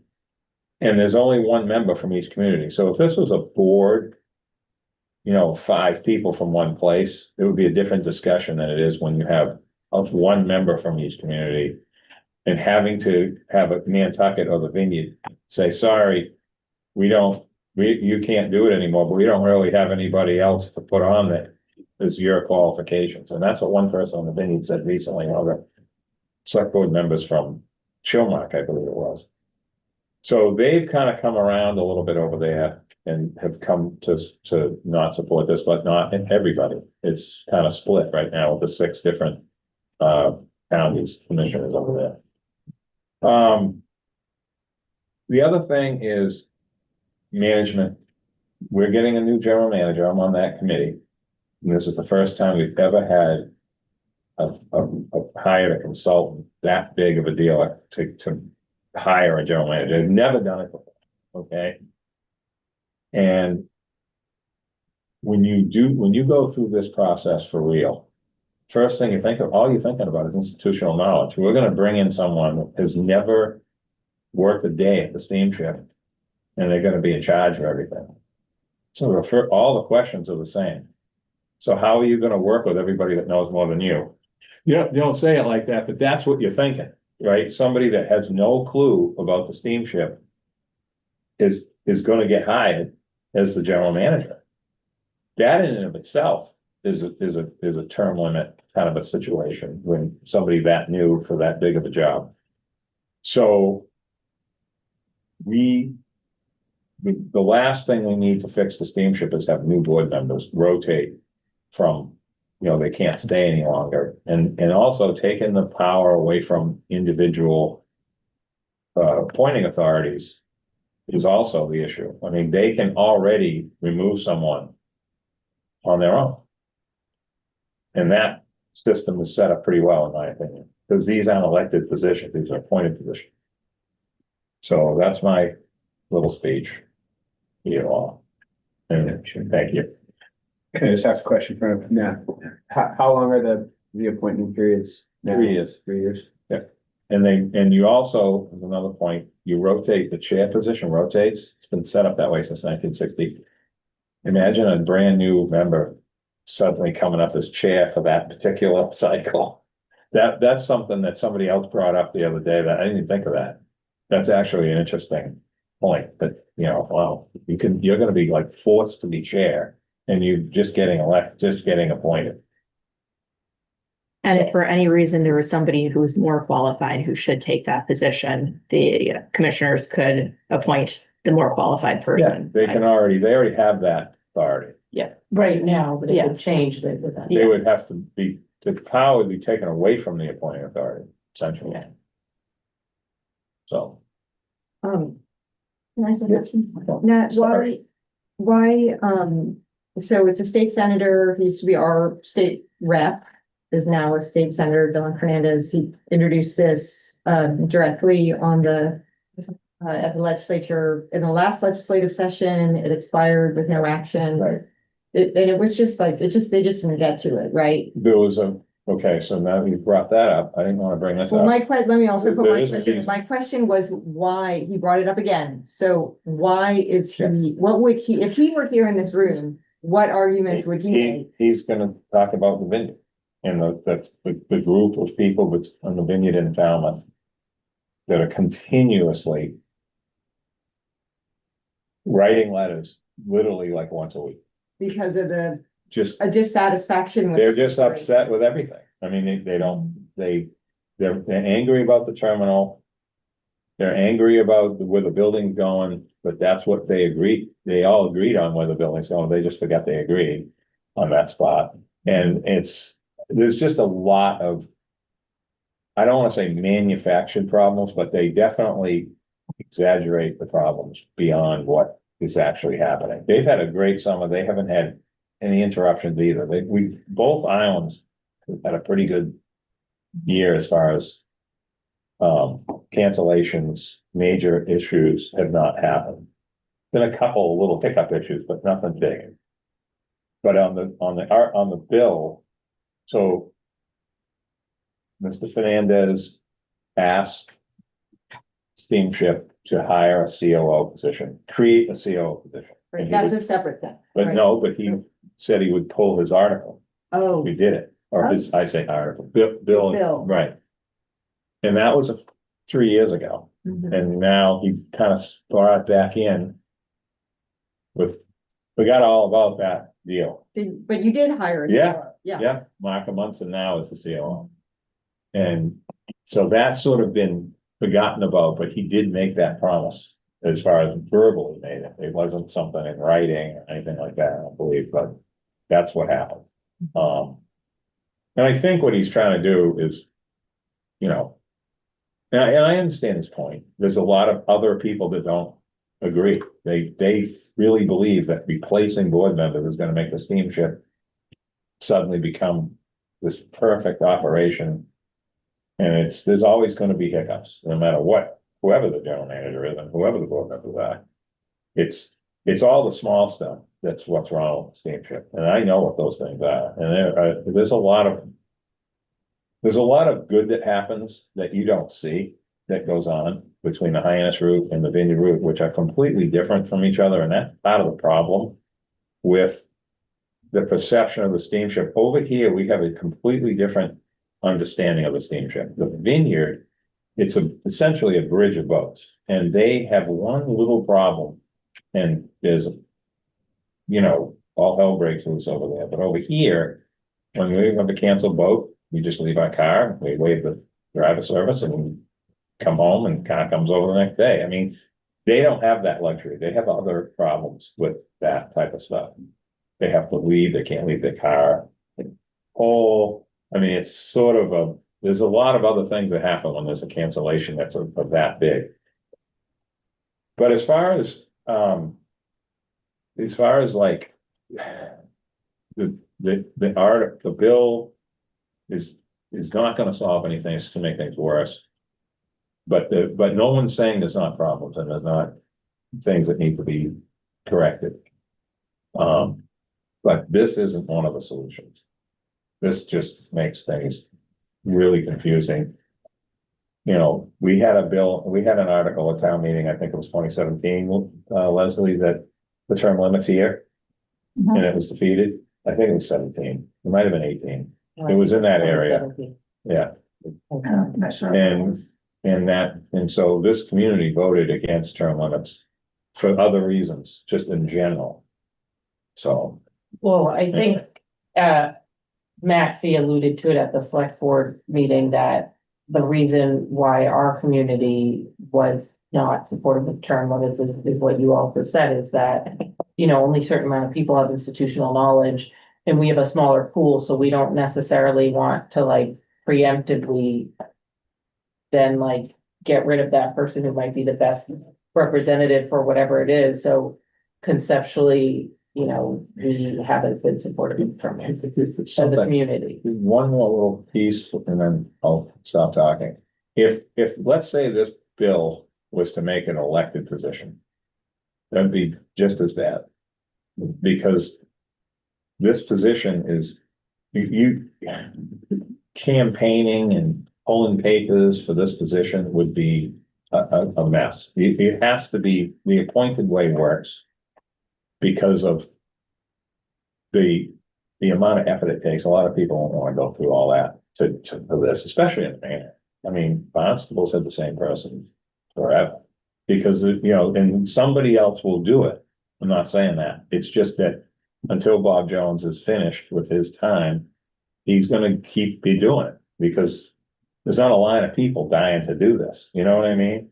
So the issues with the two islands positions with the weighted vote versus the other ones, it's sort of like two separate reasons that term limits doesn't work. You're lucky to get somebody good from the other places that are really dedicated because it's really not something that they're focused on in their whole community. Their whole community doesn't even know that steamship exists. You know what I'm saying? Mm-hmm.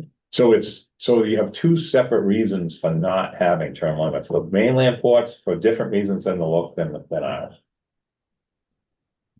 So I'll try to stop talking. Do I have a motion? Well, I'd like to have some discussion. I have something to say about this. I do support in general term limits as a best practice for governance. There are many reasons why, in general, I'm speaking generally, term limits make room for new members of the community to get involved without having to confront perhaps a beloved person who's been in place for a long time. I'm not saying this is happening here, but term limits can be useful if you have boards that become insular over time or even tend to cronyism.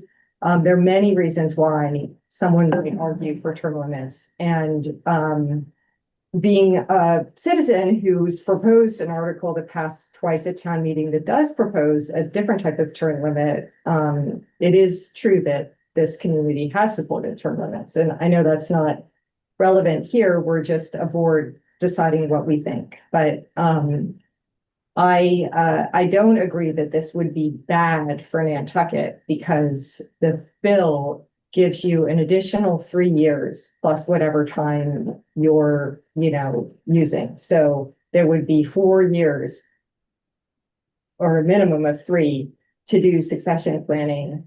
We have also a port, what's the name of your committee? The Port Advisory Committee. So we have a port council, which could be a training ground for someone for succession planning. If you don't have succession plans, you are exposed. And I also know that we can't say definitively that there's nobody else who would want to do it because no one is going to put their, no one who really has the skills is going to put their name in to challenge someone who's really very well liked and does a good job. But that doesn't mean that somebody else wouldn't also do a good job. You know, I happen to know one person who he's a retired steamship captain who lives on Nantucket and is very, you know, involved in the community. He might be somebody who could get to serve. So I just don't think you can say that, oh, there's nobody else and that this person should stay in until their time is done. That's not to say that I don't support Rob Rainey as our rep. I just don't agree with the statement that it would be bad for Nantucket to have term limits. And I think we have to think about the steamship overall. And if there are other places that are really having problems, that affects our costs and our operations as well. We are not a bubble.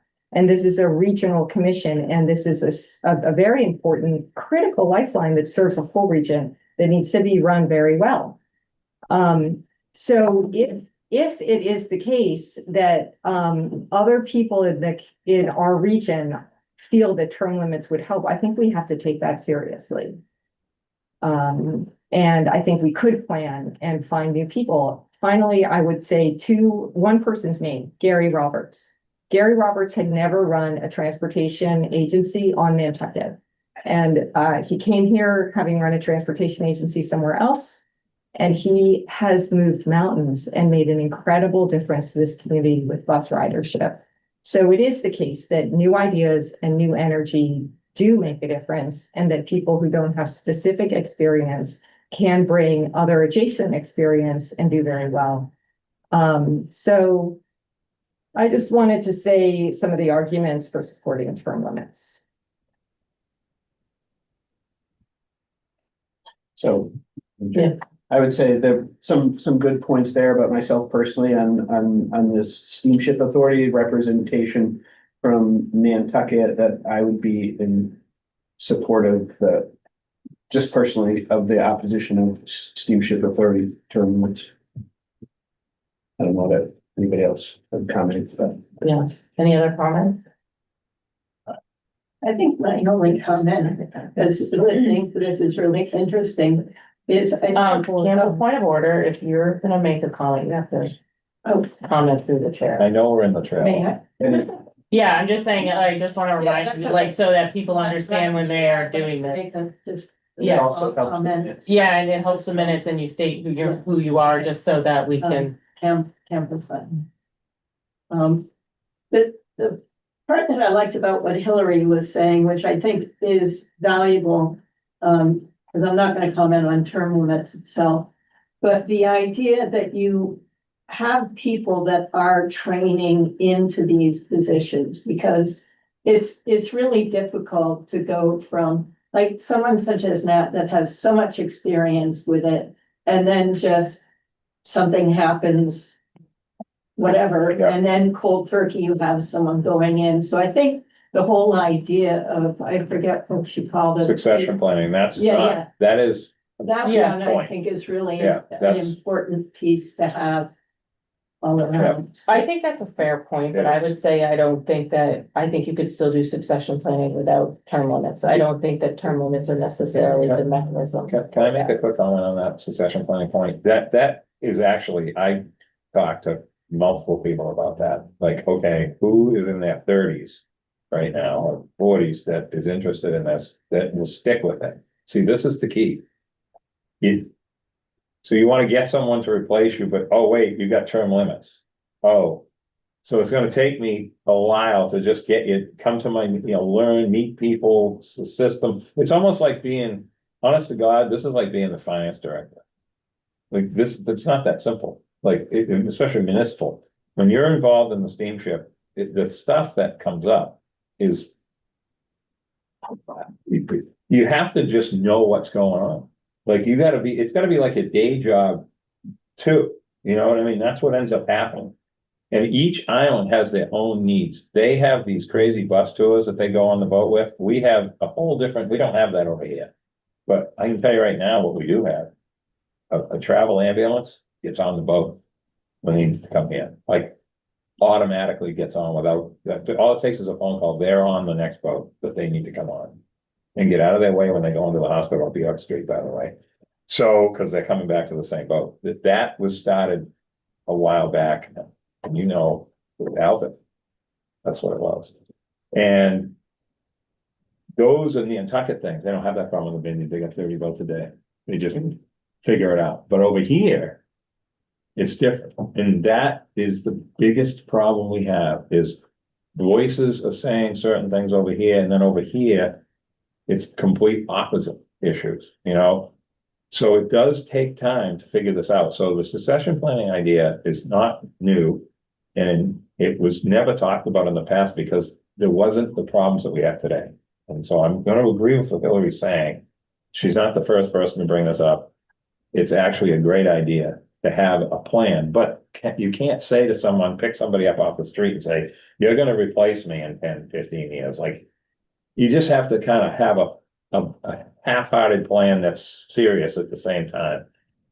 Management has succession planning stuff going on, because to get someone that sticks with that job, or whatever that job is in management, and really understands it is not easy to do.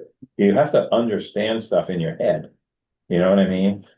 So that is a great point. That I think it has to be the individual community that kind of does that, or the member, but that is definitely something that is today's world versus yesterday's world. That's what I was trying to say. Nobody talked about that 10 years ago or more, but now, because it's so complicated and serious, that you do need to have somebody that gets it and that's interested in getting involved. So I agree with that. Okay. Dave, do you have a comment? Yeah, I think that Hillary does have some good points, but, I think that the select board voted 5-0 to not support term limits. I think we as a board, if we're gonna go against that, or a commission, we need some really good reasons, and I just don't think we have them, so I think it's incumbent on us to support the select board in their vote. Can I just ask a point of clarification? Yeah. Because it's like this conversation can get into, do you support term limit into a methodology, into a theoretical thing? Right, But like state senate. I guess all why, that. yeah, like why, how is it coming to us to write a letter of support or not? Because we're regional, Yeah, it's like, we would be the only other than the select board to comment. The other boards over there commented. They have 6 of everything, so which is. yeah, but it's regional transportation, so I think it definitely is within our purview as a board. And so, and has somebody, like, has Randy asked us to not support this, or you're bringing it to us to not support it? Because are you on the board? You're. I'm the court counsel now. Court counsel, no. Yeah. Just for, I I just want to clarification. Yeah, Yeah. I think that planning commission, this is where we get into. Like. We have a seat at the table sometimes with things that we don't even know, you know what I mean, at the state level versus here. I mean, a lot of people don't even know what the difference between the commission and the board, honestly, but the state they do. And in my opinion, this is one of those kind of things that the planning commission's purview fit. And if I can just add, there's 13 regional planning agencies, only 3 are really affected by this legislation: the Cape Cod Commission, the Martha's Vineyard Commission, and the Nantucket Planning Commission.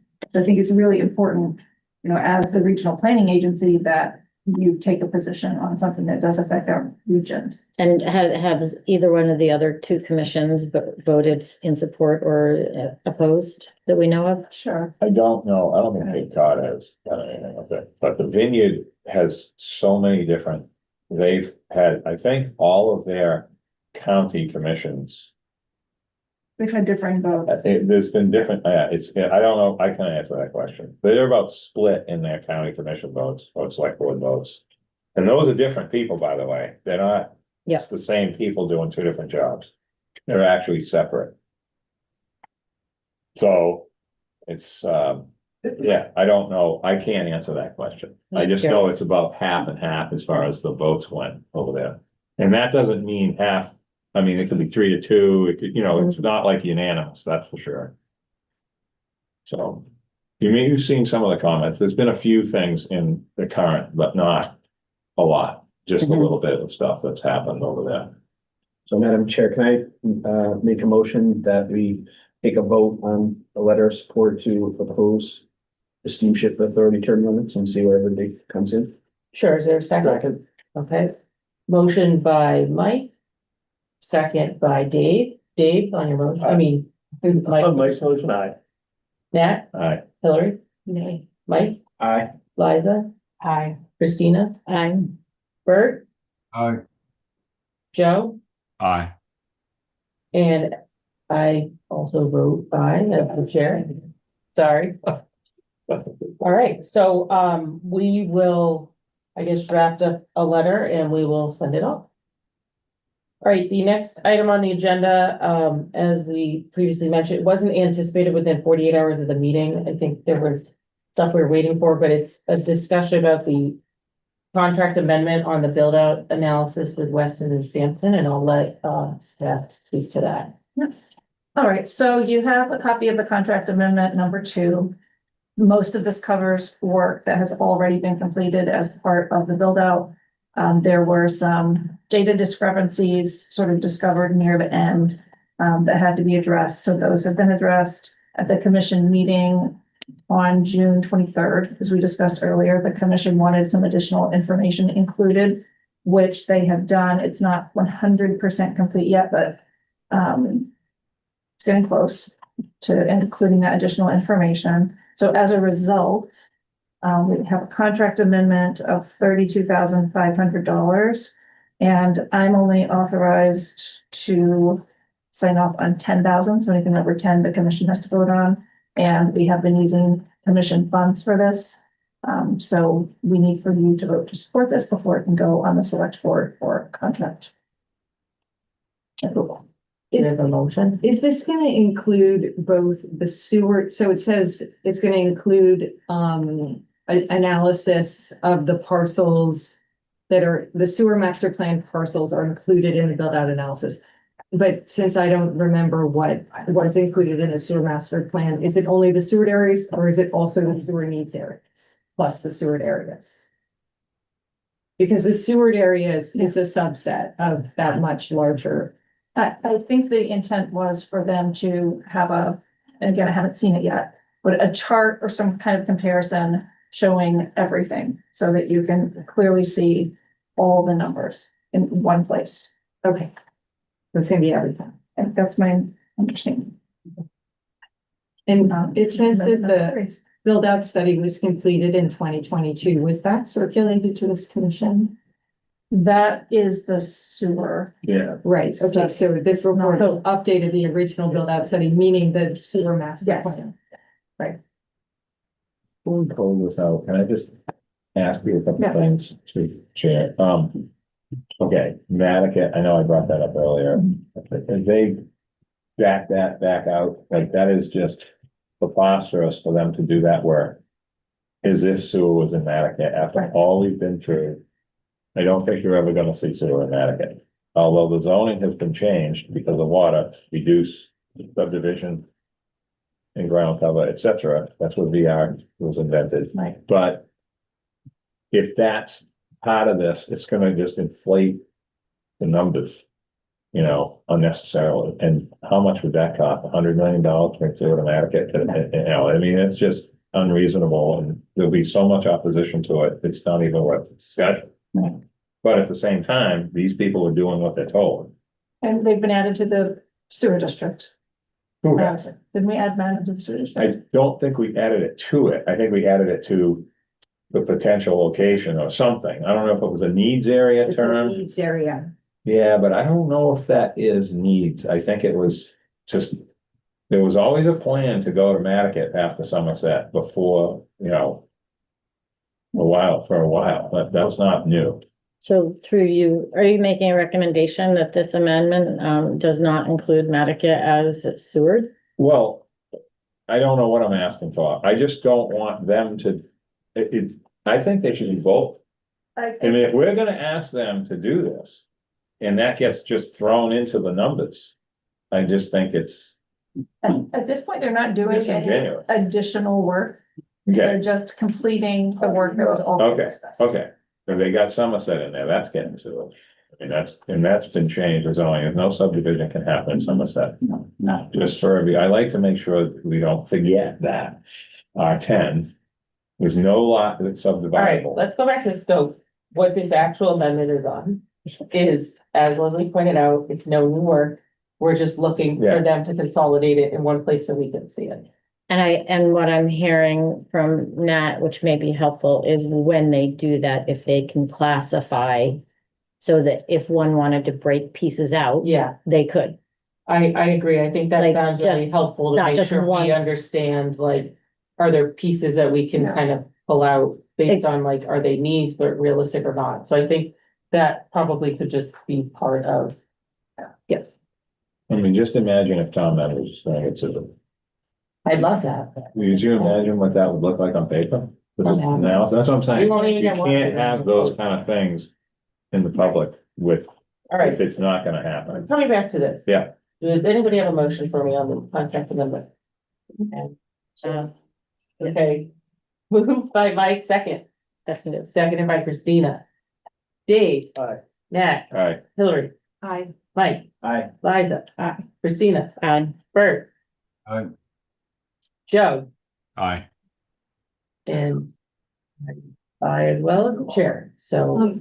Madam Chair, this is the sort of thing that should be, I don't think when we have the ability to add something that wasn't foreseen, it's not supposed to be things, like, it's supposed to be truly things that we didn't know about.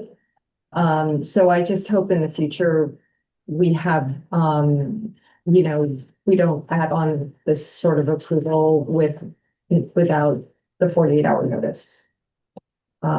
I mean, I think that right now it goes without saying, but things are gonna come up and things happen, and I think we just.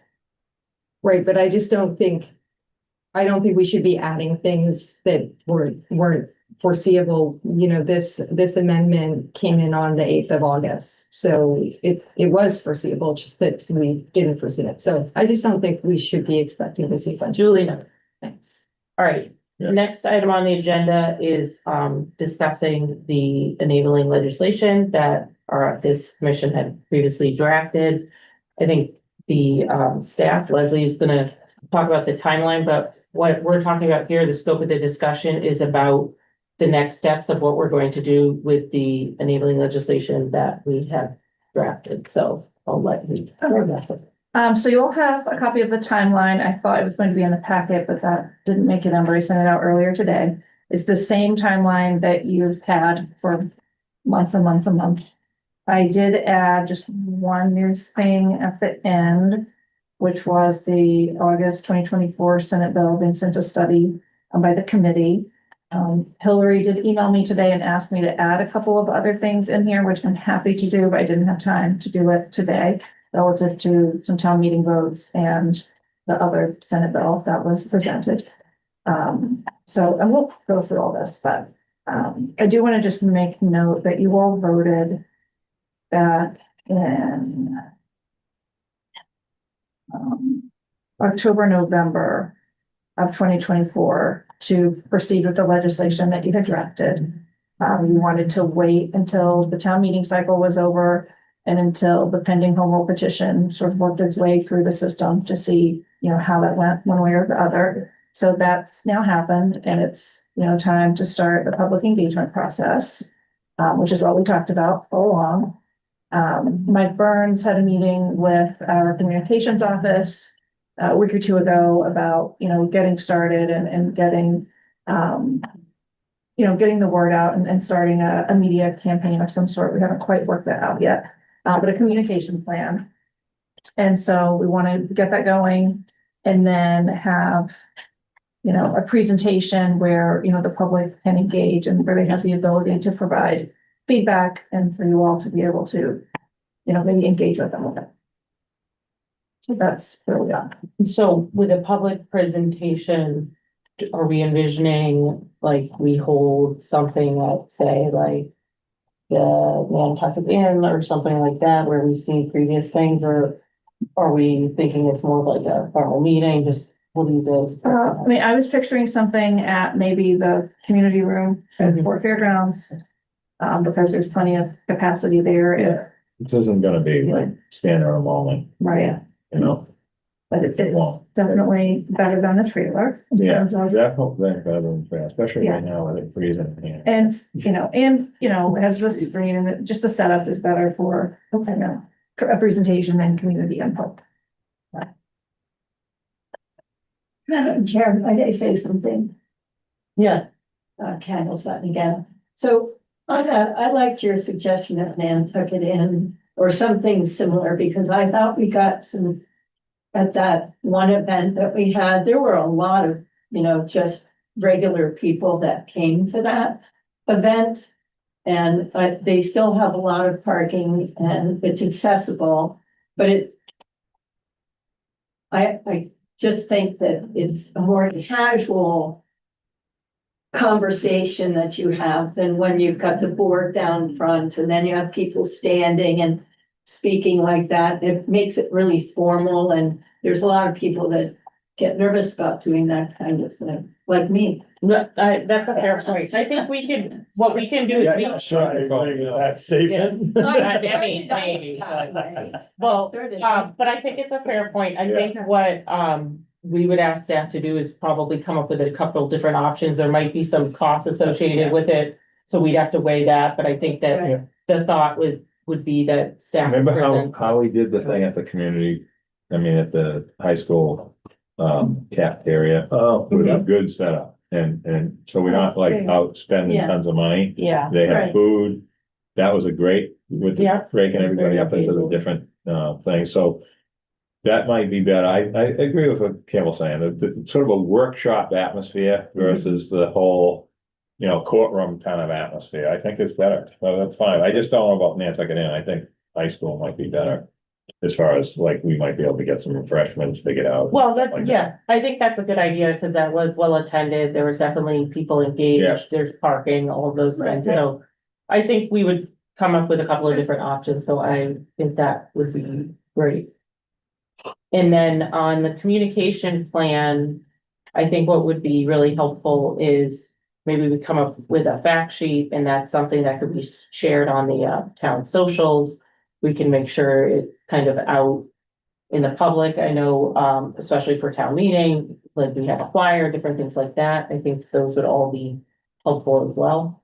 Mike works with Florencia a lot on the Zoom City page and doing, surveys and public outreach, so that's something that he is really interested in and is really good at. And so we'll be relying on him to work with Florencia on maybe getting some questionnaire type things out, just, to try to broaden public input and responses. So I have a question, Leslie, about a comment that you made, where you said there was a discussion after the special town meeting where the group decided, do we want to take something to town meeting? Well, first you decided that you wanted to take it directly to the State House, but then you were, as mentioned in the timeline, you need to take it to town meeting. So there was a decision, which I remember, to not bring anything to town meeting and wait to see how things go, with, Bill S-21, which is an act to, make changes to the NPDC. So now you see, then you said, well, now that's happened. So what do you mean by that's happened? Because this bill is still with committee and it's still an active bill and will be through the end of next year, Well, the bill was sent to study. which is just a holding kind of bill is still active. Well, the commission has to start their outreach at some point. Yeah. And I think being sent a study is a signal that probably it's not going to move along. Yeah. And maybe it will, but we can't keep putting off pursuing what the commission voted to do. If you all want to do that, then you can vote to do that, but what you voted on before was to wait it out then. And then start the public process. So it seems like the timing for that is the right. Yeah, I may. and, I'll make a comment. I would just say, I think that what we did hear from the legislators is that everyone wants to hear what we have to propose, and I think we all know we voted on something, and so I think we really need to get it out there because we don't want there to be the perception that we haven't done anything. It's taken us a really long time, but we have something, and I think that's where there's been a thought of, let's put it out there and start sharing it so people know that we have something. Yeah, I mean, and that's what I was gonna say. I mean, I think we heard loud and clear from the legislature, their frustration in us dragging our feet or their perception of that. And I think that we can't let that continue, and it really is time to move forward with Yeah. what we've, and, you know, with the public engagement, we'll see where it takes us. Right, but we can see what the public thinks. Yep. They can tell us how they feel about it, and, you know, we can. I think the first step is really getting it out there and sharing it with people. And timing wise for the town meeting, you know, you would need to be committed to bringing forward an article by, you know, like late December at the latest. Because the warrant's typically adopted the second or third week in January. Can I say something about this? I just wanna say it's like a general statement, okay? And I'm gonna drag the clock back to the day that I sat out in Wisconsin Casino's parking lot across the street. And I came up with that land bank seat. On a hot, freezing weekend day in the winter, just popped into my head. And I called Andrew. And he didn't think of it. I did. Like, it's like, we need to fix this planning commission a little bit, get it up to date. That's what this started as, okay? It didn't start as a political football to get town meeting all riled up, but they don't even know the difference, most of them. Like, it's just, this is not changing the town government, the town council or mayor. This is not like that. This is, when we did the first government study committee thing, Leslie, I'm looking at you because you've been here for 23 years. I can't believe it, honestly. When they started going to appointed planning and appointed HDC, remember that? The original government study committee process, the community went ballistic over that. They weren't thinking of, well, finance committee's appointed, airports appointed, ZBA's appointed. Why are these, you know, there was never really a debate about all the different boards and how they operate and who does what. But this is just, I call this housekeeping. Like, we need to clean up the commission's positions because some of it is outdated, some of it isn't, but some of it is. Like the issue we had back in the day with the DPW position versus, and what did we change the name to? We had that in term, the government for ex officio, right? And so I want us to kind of, hopefully we can find a way to kind of like unwind the last few years and go back to how this all started, was to clean up some of the stuff that isn't really valid anymore compared to the other stuff. The land bank wasn't even formed when this started, 11 years later. It made all the sense in the world to bring the land bank in to this commission as an official member, in my opinion. And removing planning board members a little bit, I think, is a good thing to open up more seats. But at the same time, though, that's how this all started. And that's all I wanted to say is this started as something really easy and simple, not a political football. But it is a football. It doesn't have to be. Yeah, well, but it's not our decision whether or not it's Okay, a but football. when you make it a football, it becomes one. It doesn't have to be. When we remove that seat, no one said a word, okay, from the DPW to get us back to 11. Just telling you that. With all due respect, I don't think we should be relitigating this. We should be focusing on our next steps and moving forward. Well, I agree. I just want to try to start over just a We've been little. through enough of it. I think it's gonna cause division amongst us, and I don't think that's healthy, and I think we need to just move forward. With public engagement, let's see what happens. Yeah, great. So I agree with moving forward with everyone, and I'm one of the seats at the table, and you know, with all due respect, I was elected having been the champion of reforming this commission, and put here by the voters with full knowledge that I did have that position. So I do represent a constituency that would like to see reform of this commission in a certain direction. I think the commission should consider that this has to go on if you want something different than what the town meeting voters have voted twice to send to the State House, it has to go in the town meeting warrant. You know that. This commission cannot put something on a Nantucket town meeting warrant. So you have to ask the select board to put it on, or you have to have a citizen put it on. So I support the idea of public hearings in advance of a town meeting about the version that you've preferred. Because frankly, I actually have a lot of specific objections to that version, which I would really love the opportunity to highlight for the community and this board to consider. I've been presenting them in the past, and I can't even get in the minutes that I've been presenting some of those problems. So I do support that there be a discussion, but I think you have to recognize that you have to do this with a body that can put it on the warrant, and it should be a public hearing.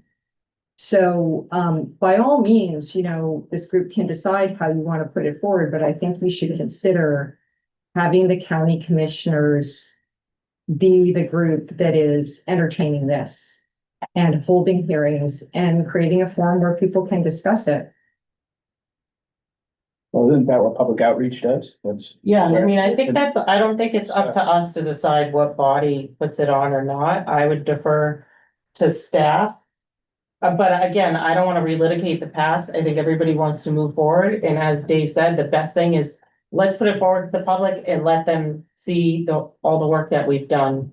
And then we can figure out specifics and when we put it on the warrant, how it goes on the warrant. But again, I would defer to staff as to the best way to do that. Obviously, you prefer county commissioners for whatever reason, but that doesn't necessarily have to be the right way. I think we should do it the right way and the correct way. And I think that we really need to defer to staff on how to move that forward. But this is about moving forward with what we have and not relitigating the past. Right. So just to be clear, I am supporting the idea of public hearings that have a certain level of formality and notice.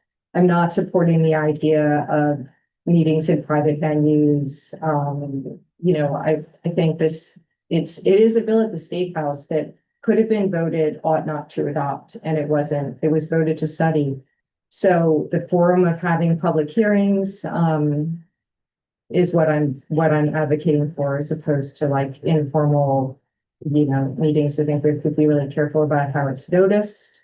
And what information is put out there, because I think if you want it to have the effect that you want, it has to be done the right way. Can I just say one comment? It's been going on for 3 years, almost 3 years. So I just do feel like it's time to move it forward to the public. And it can be a public forum and there's comments, there can be public hearings. It doesn't have to be solely one thing, but it's time to, in my opinion, as one vote, is just time to move it forward for public outreach. And I guess I just kind of have a question, point of clarity. When we say public outreach or public forum, or and you say, let's get it out to the public, because the public doesn't know what we've built, so we've got to show them so that they can see there's this one and there's this one, or what do I like about it? They already know what one is. It's the bill that's at the State House, right? So then we're going to show them what we propose.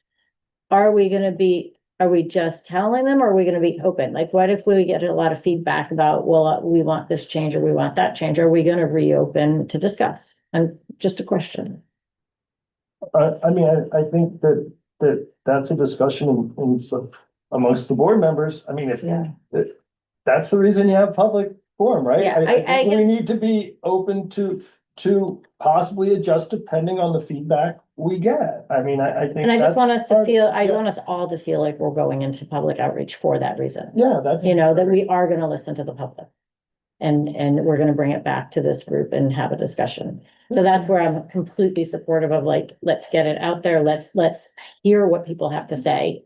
And then we have to bring it back here, and we really have to have conversations that, like, this is what we heard. Yeah. And I mean, I think everyone has made it very clear, we want to move forward. Just because something happened in the past, people did different things, that doesn't mean anything. We're moving forward now. Yeah.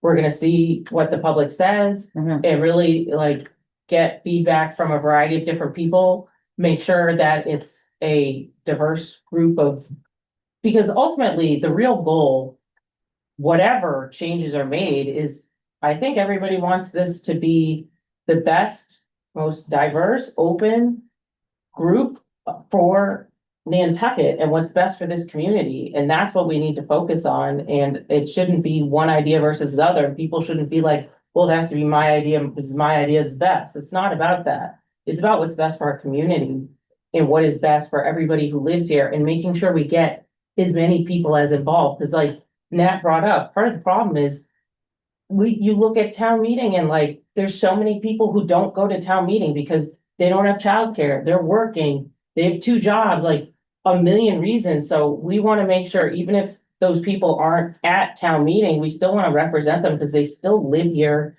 and they still care about this community. And so I think that's what's most important, is making sure that we're really being a voice of the entire community and listening to everybody and not just certain subsets. So that's just my, So that's who we want to reach out to. Yeah. And so what are those next steps for our September meeting to discuss? Is it staff bringing ideas? Is it us sharing ideas? Is it how, like you said, how do we move this forward? What's the next step?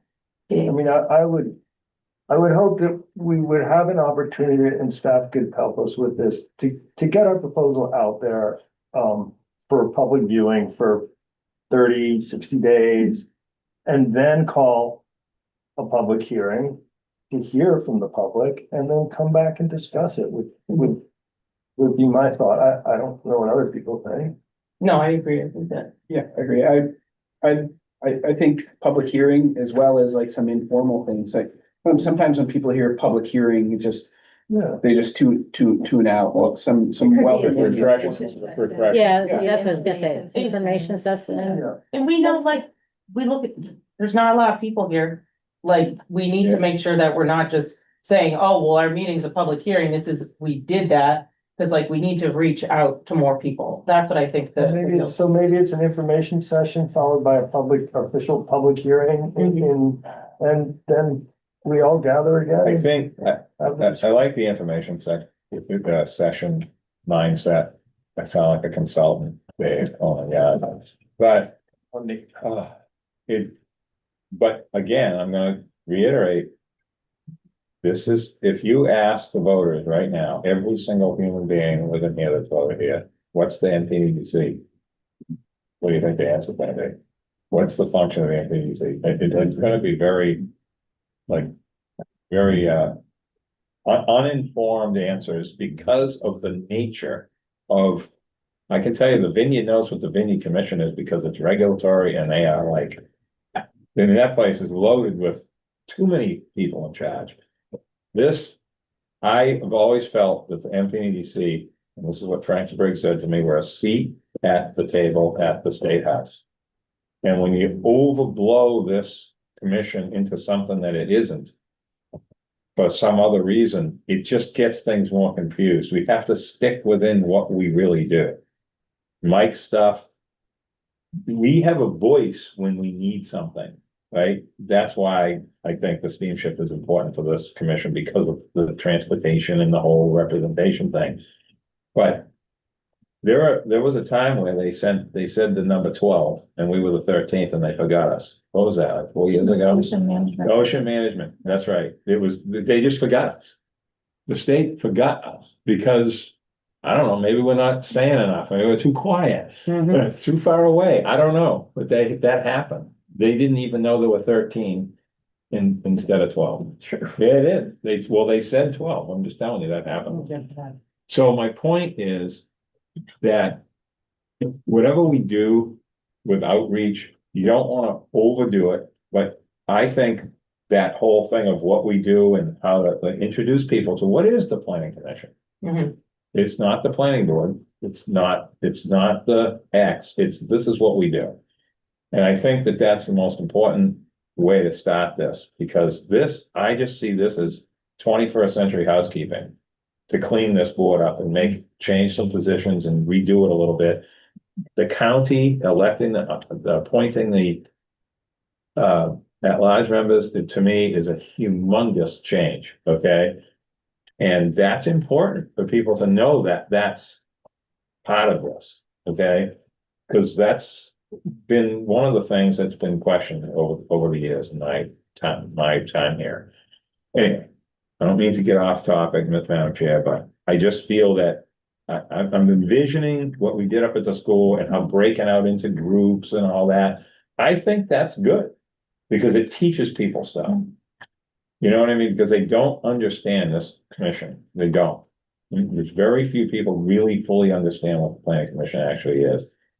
And it's a very important piece of Nantucket connected to the state house and the federal government too. So Madam anyway. Chair.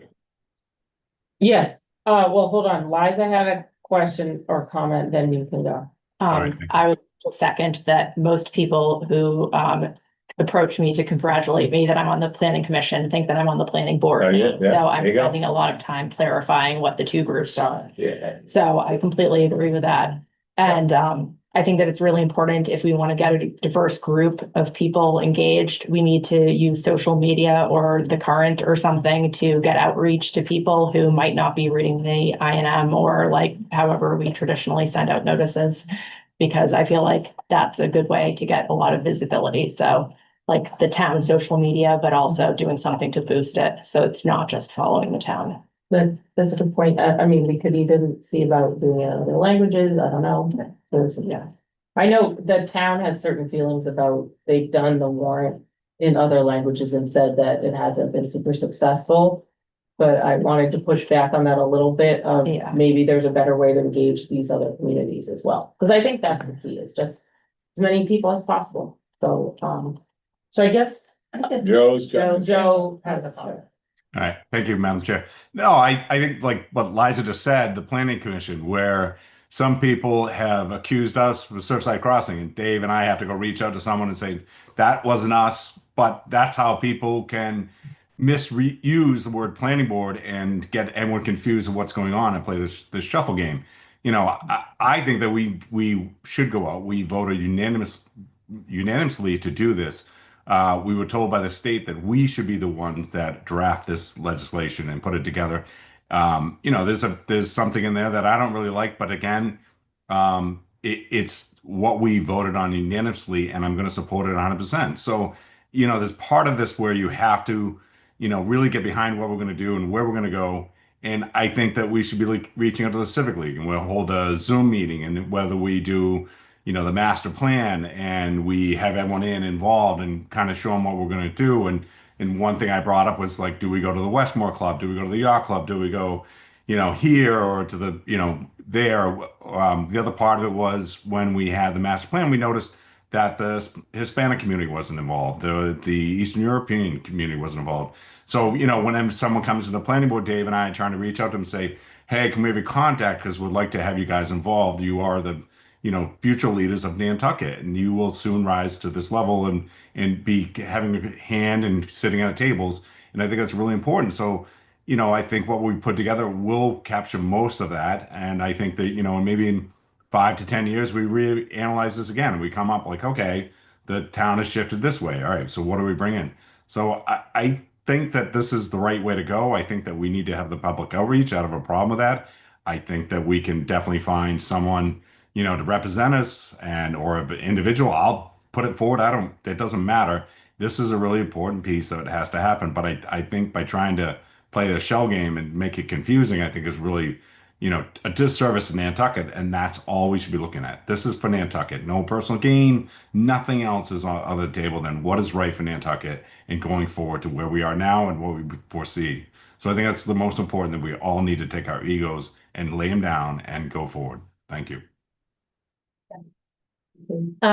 So I know we're trying to find out like what's the next steps? What are we gonna do? It just dawned on me, Christy Ferrantella's presentation I saw at the select board. She came here. She's gonna come to the land bank. You know, like that's kind of what we need. We need a very simplified like slideshow or something that can lay it out, like you said, like you have to explain the NPEDC, but not too difficult. You can almost do it in different languages, and then we're gonna have to have one person that's going around and putting it out there. That's your informational. That's your informational. Agree. I think, She even went to the CPC, Christina. She was fantastic. So, Yeah, and each time she builds on a little bit, it gets more and more refined. I think she's doing a fantastic job. So, so is it a motion? Do we need to do a motion or is it just we talk about it? Because I don't know if it's on. I mean, I'd like for you to take a motion just to, to have staff like start the process and then we'll report back in September.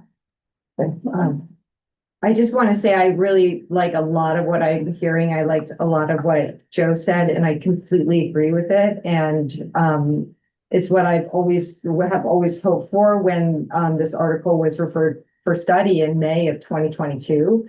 I do want to correct one thing, which is that I don't believe it's the case that the state has ever said that this commission should be the one putting forward something.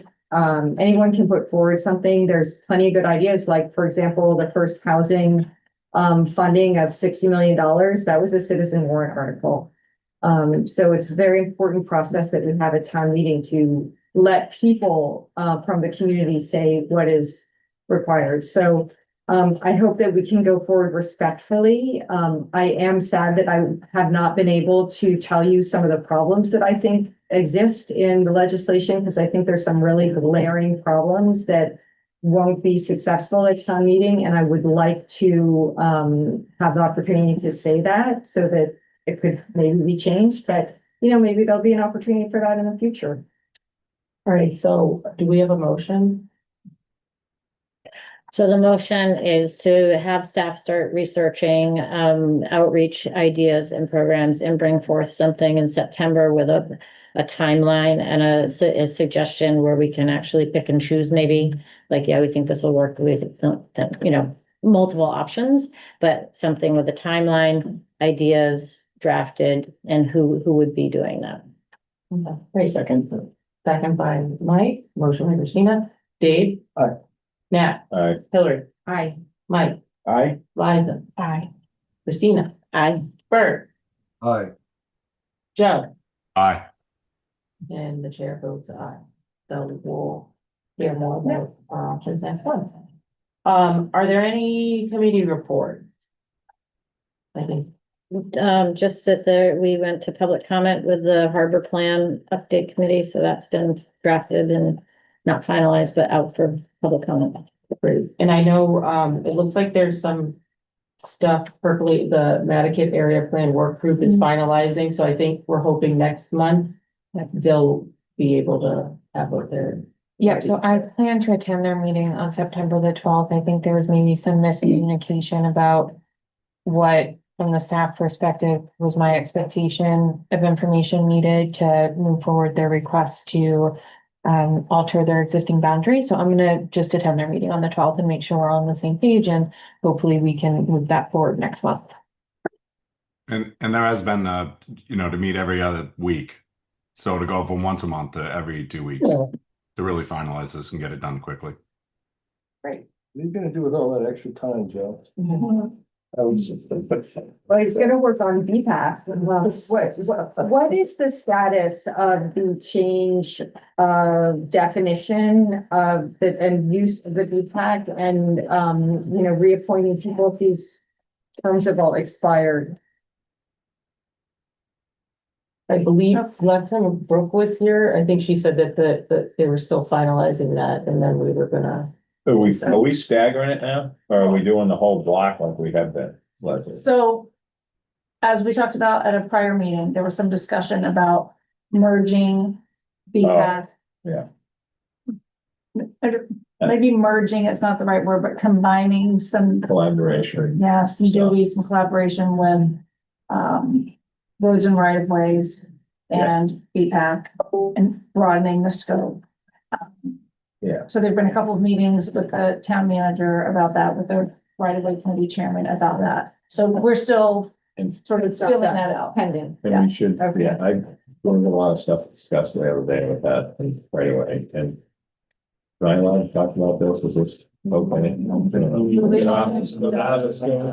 don't know, buddy. No, I mean, like, I'm talking about like what you're saying, there's been a lot of discussion about that whole cost. We gotta, we're running out of stuff, like on the right of way today. I mean, it's like, we have to do something different a little bit. So, anyway, okay. Right, Very motion, good. So moved. Second. okay, motion by Dave, seconded by Mike. Aye. Dave, Nat, Aye. Hillary, Aye. Mike, Aye. Liza, aye, Christina, Aye. Bert, Ay. Joe. Okay, the chair votes aye. Thank you, everyone. We will see you at our next meeting. I'm so lucky. Both.